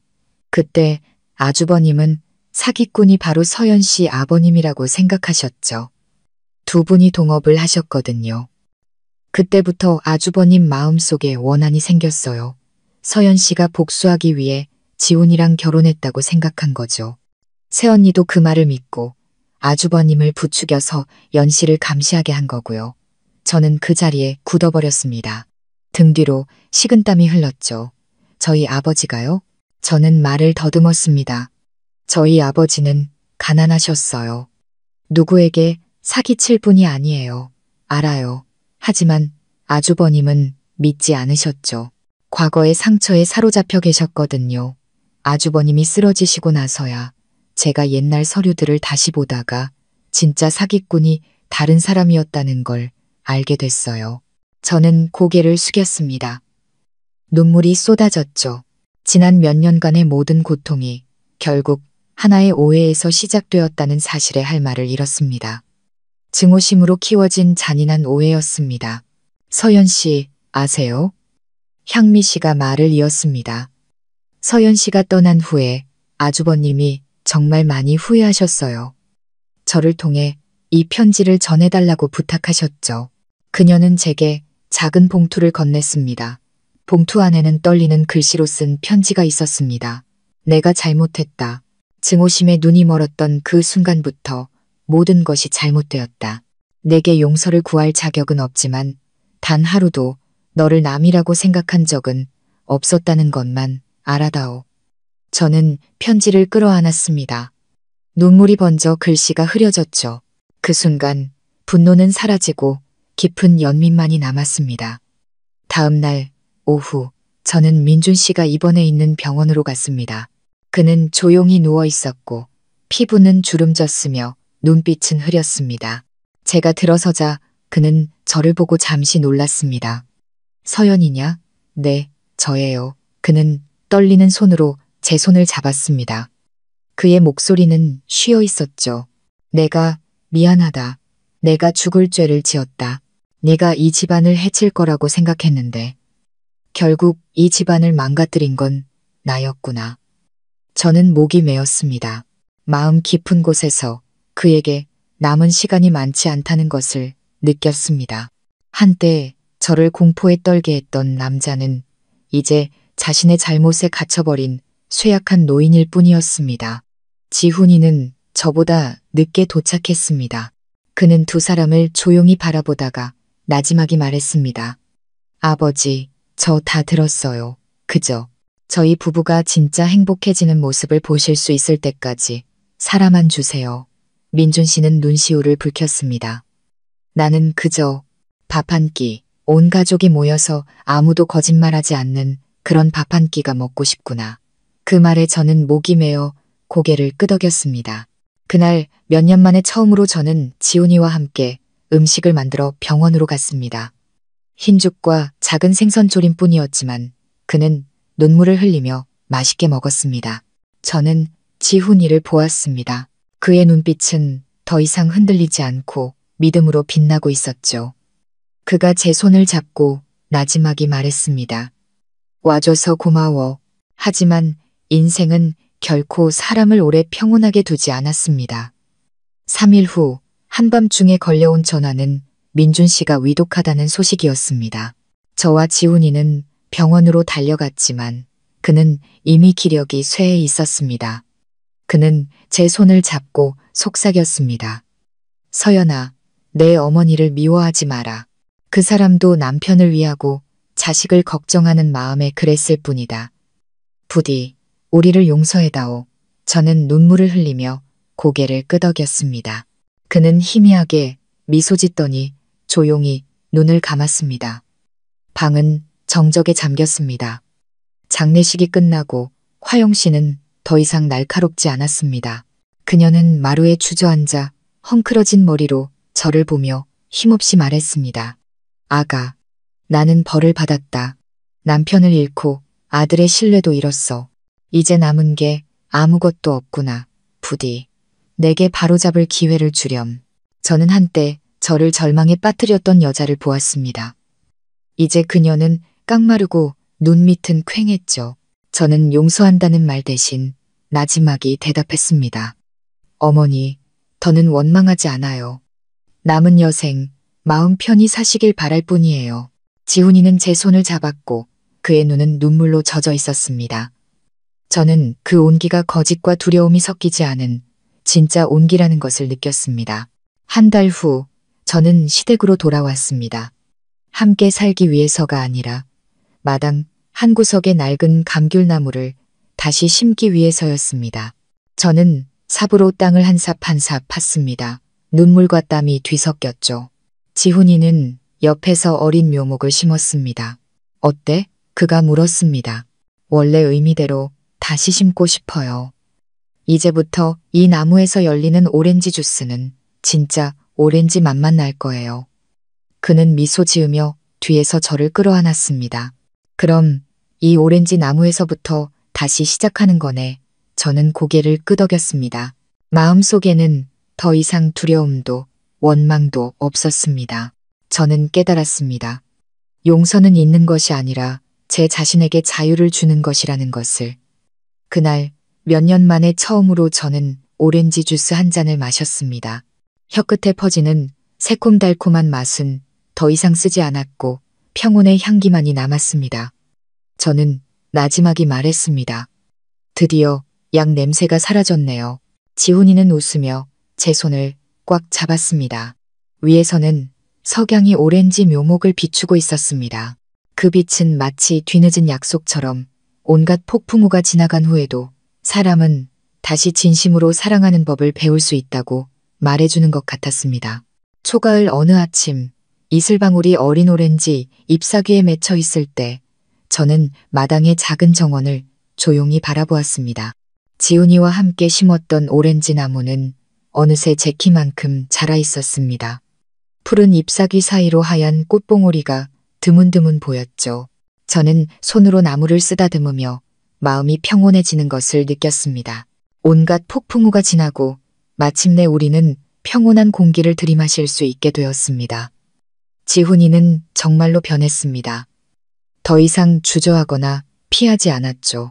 매일 저녁이면 그는 저와 함께 마루에 앉아 책을 읽거나 그저 조용히 있었습니다. 그 침묵은 예전처럼 숨막히지 않았고 서로를 이해하는 시간이 되었습니다. 한 번은 그가 작게 말했습니다. 있잖아, 이 오렌지 나무를 볼 때마다 내가 잘못했던 모든 것들이 생각나. 그래서 절대 잊을 수가 없어. 저는 미소 지으며 가볍게 말했습니다. 나는 이 나무를 볼 때마다 우리가 극복해낸 것들이 생각나. 원망하기 위해서가 아니라 감사하기 위해서. 모든 것이 이대로 흘러갈 거라고 생각했지만 운명처럼 평화는 오래 머물지 않았습니다. 그날 제가 민준 씨의 낡은 방을 정리하다가 책상 서랍에서 낡고 누런 봉투 하나를 발견했습니다. 그 위에는 떨리는 글씨로 이렇게 쓰여 있었죠. 네가 이걸 읽을 때쯤이면 나는 없겠구나. 심장이 쿵쾅거렸습니다. 저는 떨리는 손으로 봉투를 열었습니다. 안에는 편지 한 통과 집 등기 관리증이 들어 있었습니다. 하지만 그 이름은 민준 씨가 아닌 제 아버지의 이름이었습니다. 저는 편지를 읽었습니다. 한 글자 한 글자가 제 심장을 파고드는 것 같았죠. 서연아, 옛날에 내 아버지는 나를 속인 적이 없다. 오히려 내가 그 사람에게 빚을 졌다. 내가 사업자금을 빌렸다가 실패하고는 자존심 때문에 그 사람에게 누명을 씌웠다. 나중에 진실을 알고 사과하러 찾아갔지만 그 사람은 아무 일 없었던 셈치라고 하더구나. 그런데도 나는 그 사실을 숨기고 수십 년간 증오심을 키우며 내 며느리에게 고통을 주었다. 이제 이 집문서를 남긴다. 이 집은 내 것이다. 내가 빼앗았던 명예에 대한 빚을 이렇게라도 갚고 싶다. 저는 그 자리에 서서 마지막 글자 위로 눈물을 뚝뚝 흘렸습니다. 손이 너무 떨려 종이를 접을 수도 없었죠. 방이 빙빙 도는 것 같았습니다. 지난 몇 년간의 모든 고통과 굴욕이 결국 고인이 남긴 하나의 거짓말에서 시작되었다는 사실에 정신을 차릴 수 없었습니다. 저는 바닥에 주저앉아 편지를 끌어안고 소리 없이 울었습니다. 소리를 듣고 달려온 지훈이가 놀라서 물었죠. 왜 그래, 여보? 저는 그에게 편지를 건넸습니다. 그는 편지를 읽었고 그의 얼굴은 창백해졌다가 이내 충격으로 붉어졌습니다. 한참 후에야 그는 잠긴 목소리로 말했습니다. 세상에, 아버지가 평생 사람을 잘못 원망하고 그럼 장인어른은 억울한 누명을 쓰고 돌아가신 거구나.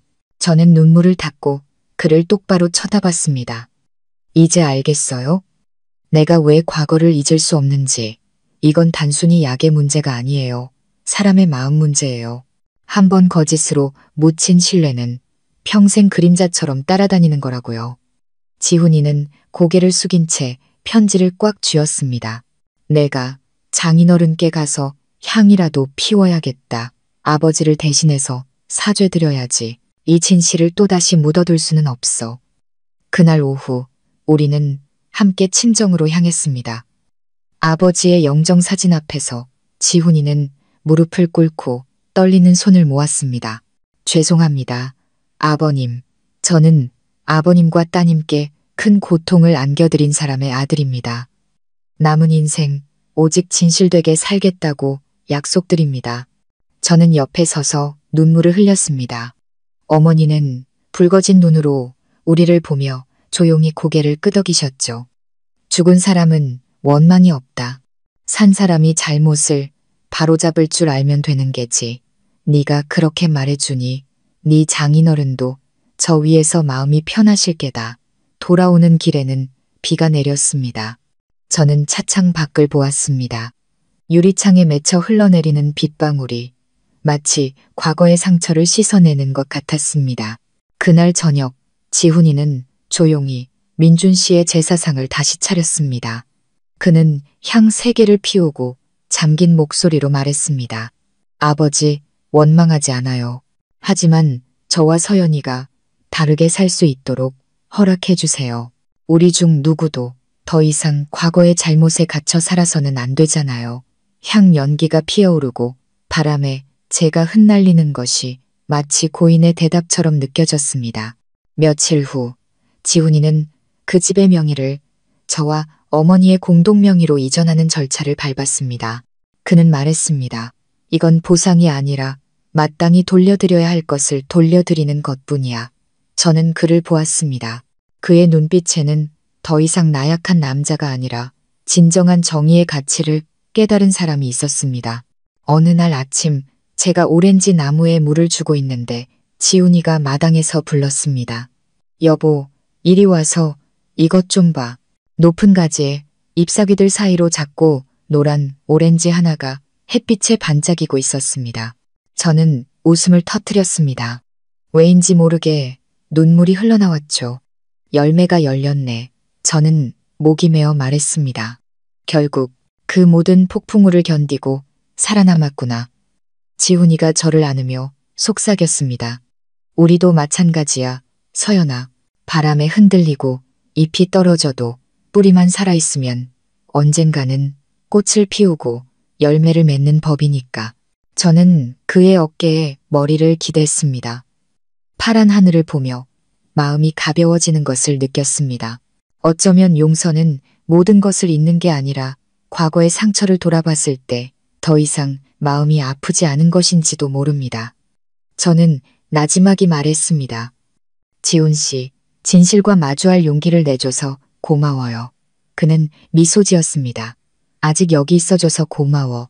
오렌지 나무 사이로 바람이 불었고 꽃향기가 은은하게 퍼졌습니다. 그 순간 저는 알았습니다. 인생은 결국 공평하다는 것을, 고통을 견뎌낼 인내심이 있는 사람만이 결국 평온에 닿을 수 있다는 것을요. 늦겨울 어느 아침 부드러운 햇살이 창문을 넘어와 마당의 오렌지 잎사귀를 비추었습니다. 그해 온갖 비바람을 견뎌낸 오렌지 나무는 마침내 노란 열매를 가득 맺었습니다. 태양처럼 빛나는 오렌지 향기가 정원 가득 퍼졌죠. 저는 그 모습을 보며 마음속에서 이상한 감사함이 차오르는 것을 느꼈습니다. 한때 고통스럽고 원망스러웠던 모든 것들이 이제는 너무나 평범하고 소박한 평온으로 변해 있었습니다.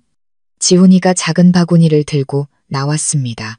그는 열매를 하나하나 따서 깨끗하게 닦아 바구니에 담으며 나지막이 말했습니다. 아버지가 처음 당신에게 오렌지 주스를 타주시던 날이 아직도 기억나. 그때는 그게 사랑이라고만 생각했는데 저는 옅게 미소 지었습니다. 나도 그렇게 믿었죠. 하지만 지금 생각해보면 그 쓴맛이 없었다면 나는 결코 정신 차리고 사는 법을 배우지 못했을 거예요. 그는 바구니를 내려놓고 제 손을 잡았습니다. 그 손은 한때 저를 두렵게 하고 도망치고 싶게 만들었던 익숙한 손이었지만 오늘은 유일하게 저를 안심시키는 곳이 되었습니다. 내가 당신에게 빚이 많아, 서연아. 그는 작게 말했습니다. 당신의 눈물과 믿음을 지키기 위해 홀로 버텨냈던 그 시간들에 빚을 졌어. 저는 고개를 저으며 먼 곳을 바라봤습니다. 누구도 누구에게 빚진 건 없어요. 우리는 그저 다른 사람이 우리 인생을 조종하도록 너무 오래 내버려 둔 것에 대해 우리 자신에게 빚을 졌을 뿐이에요. 저는 그와 함께 오렌지 바구니를 들고 어머니를 뵈러 갔습니다. 화영 씨는 머리가 하얗게 새고 몸은 더 작아졌으며 걸음걸이도 느려졌습니다. 우리가 들어서는 것을 보고 그녀는 당황하며 일어나 눈시울을 붉혔습니다. 너희들이 왔구나. 이 집 오렌지 나무에 열매가 열린 건 정말 오랜만이네. 옛날에 내 아버지가 참 좋아했는데. 지훈이는 바구니를 식탁에 놓으며 목맨 소리로 말했습니다. 네, 아버지는 이 오렌지 하나하나에 아직 살아계세요, 어머니. 그녀는 우리를 보며 눈물을 흘렸습니다. 그녀는 열매 하나를 집어들고 떨리는 목소리로 작게 말했습니다. 나와 내 아버지가 지은 죄는 무엇으로도 갚을 수 없다는 걸 안다. 하지만 너희 둘이 이렇게 평온하게 서 있는 걸 보니 사람이 아무리 큰 잘못을 저질러도 용서받을 기회는 있다는 걸 믿게 되는구나. 저는 눈앞의 여자를 보았습니다. 한때 저를 공포에 떨게 하고 제 삶을 지치게 만들었던 사람이 이제는 아이처럼 떨며 약해져 있었습니다.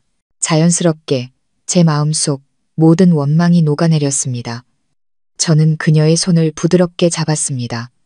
어머니, 더는 원망하지 않아요. 그저 어머니가 즐겁게 사셔서 저 위에 계신 아버님 마음도 편안해지시길 바랄 뿐이에요. 그녀는 고개를 끄덕였고 눈물이 제 손등을 적셨습니다. 그 따뜻함에 제 마음도 부드러워졌습니다. 용서는 은혜를 베푸는 것이 아니라 내 마음의 짐을 내려놓는 방법이었습니다. 그날 오후 저는 지훈이와 함께 민준 씨의 제사상을 다시 차렸습니다. 그는 향을 피우고 조용히 고개를 숙였습니다. 저는 영정 사진을 보았습니다. 인자한 미소가 여전히 이 집 어딘가에 남아있는 것 같았죠. 한때는 두려움에 떨게 한 사람이었지만 이제는 그저 안타까울 뿐이었습니다. 사람은 때로 하나의 오해와 고집 때문에 얼마나 많은 소중한 것을 잃어버리는지요. 향을 꽂은 후 저는 제사상에 오렌지 주스 한 잔을 올렸습니다. 꿀도 설탕도 넣지 않은 순수한 오렌지 주스였습니다. 저는 작게 말했습니다. 아버님, 저 이제 다시 마셔요. 이번에는 더 이상 무섭지 않아요. 향 연기가 피어오르고 오렌지 향이 부드럽게 퍼져나갔습니다. 저는 마치 그가 온화하고 평온하게 미소 짓고 있는 것 같다고 느꼈습니다. 지훈이는 저를 보았습니다. 그의 눈빛은 부드러웠죠. 이제 정말 끝난 거네. 그렇지? 저는 바람처럼 가벼운 미소를 지으며 작게 고개를 끄덕였습니다. 아니요. 끝난 게 아니라 제자리로 돌아온 거예요. 하나의 기억으로요. 우리는 마루로 나갔습니다. 어머니는 거기에 앉아 차를 마시며 나무잎에 맺힌 오렌지, 물방울 위로 떨어지는 석양을 보고 있었습니다. 그녀가 나지막이 말했습니다. 이 오렌지 나무가 우리 집의 인연인가 보다. 쓴맛에서 단 열매를 맺게 했으니 사람도 그런 게지. 고통을 겪어봐야 행복이 무엇인지 알게 되는 법이야. 저는 그녀를 보며 마음이 가벼워졌습니다. 맞습니다. 어둠을 지나보지 않고서야 어찌 빛의 소중함을 알 수 있을까요? 두려움에 떨어보지 않고서야 어찌 평온한 날들을 소중히 여길 수 있을까요? 저녁이 내리고 노란 햇살이 마당 가득 퍼졌습니다. 지훈이는 제 손을 잡고 어머니와 함께 오렌지 나무 아래 앉았습니다. 향긋한 냄새와 나무십 스치는 소리가 마치 오래된 기억의 음악처럼 들렸습니다. 저는 나지막이 말했습니다. 아버님은 오렌지가 모진 바람을 겪어야 단 열매를 맺는다고 하셨어요. 사람도 마찬가지인가 봐요. 충분히 아파봐야 진짜 사랑이 무엇인지 알게 되는 거겠죠. 지훈이는 제 손을 쥐며 고개를 끄덕였습니다. 마지막 햇살이 우리 세 사람의 얼굴을 비추었습니다. 조용하고 평온하고 따뜻했습니다. 저는 오렌지 나무를 보며 미소 지었습니다. 마침내 더 이상 쓴맛을 두려워하지 않고 열매를 딸 수 있는 시간이 온 것이었습니다. 가벼운 바람이 불자 오렌지 꽃이 몇 개가 떨어져 제 손등에 가볍게 닿았습니다. 모든 잘못과 오해, 모든 상처가 그것과 함께 사라지는 것 같았습니다. 그 이야기는 그렇게 막을 내렸습니다. 승자도 패자도 없이 그저 고개 숙일 줄 알고 사과할 줄 알고 용서할 줄 아는 사람들만이 남았습니다. 왜냐하면 결국 한 가정에서 가장 중요한 것은 돈이나 자존심이 아니라 신뢰이기 때문입니다. 신뢰가 다시 심어지면 아무리 늦어도 결국 꽃은 피어납니다. 저는 지훈이와 어머니를 보며 옅게 미소 지었습니다. 모든 건 다 지나가고 이제 평온함만 남았네요. 화영 씨는 고개를 끄덕이며 먼 곳을 바라보았습니다. 지훈이는 제 손을 쥐고 났고 따뜻한 목소리로 말했습니다. 이제부터 나는 당신에게 진짜 오렌지 주스만 타줄게. 약도 거짓도 없이 오직 믿음의 단맛만 있을 거야. 저는 눈시울을 붉히며 웃었습니다. 저는 알았습니다. 그 고통스러운 여정이 마침내 저를 있어야 할 곳, 진실과 용서, 그리고 진정한 사랑이 있는 곳으로 이끌었다는 것을요. 저녁바람이 부드럽게 불고 오렌지들이 흔들렸습니다. 햇살이 세 사람의 얼굴에 따뜻한 빛을 드리웠습니다. 저는 모든 것을 마무리하는 말처럼 나지막이 말했습니다. 이 인생이 아무리 쓰디써도 서로를 믿는 한 여전히 달콤할 수 있구나. 오늘 영상은 여기까지입니다. 저희 가족 이야기 채널을 끝까지 시청해 주셔서 감사합니다. 채널 구독과 좋아요, 그리고 여러분의 생각을 댓글로 남겨주시는 것 잊지 마세요. 여러분의 모든 공유는 저희가 계속해서 인간적이고 의미 있으며 우리 삶과 가까운 이야기들을 전해드리는데 큰 힘이 됩니다.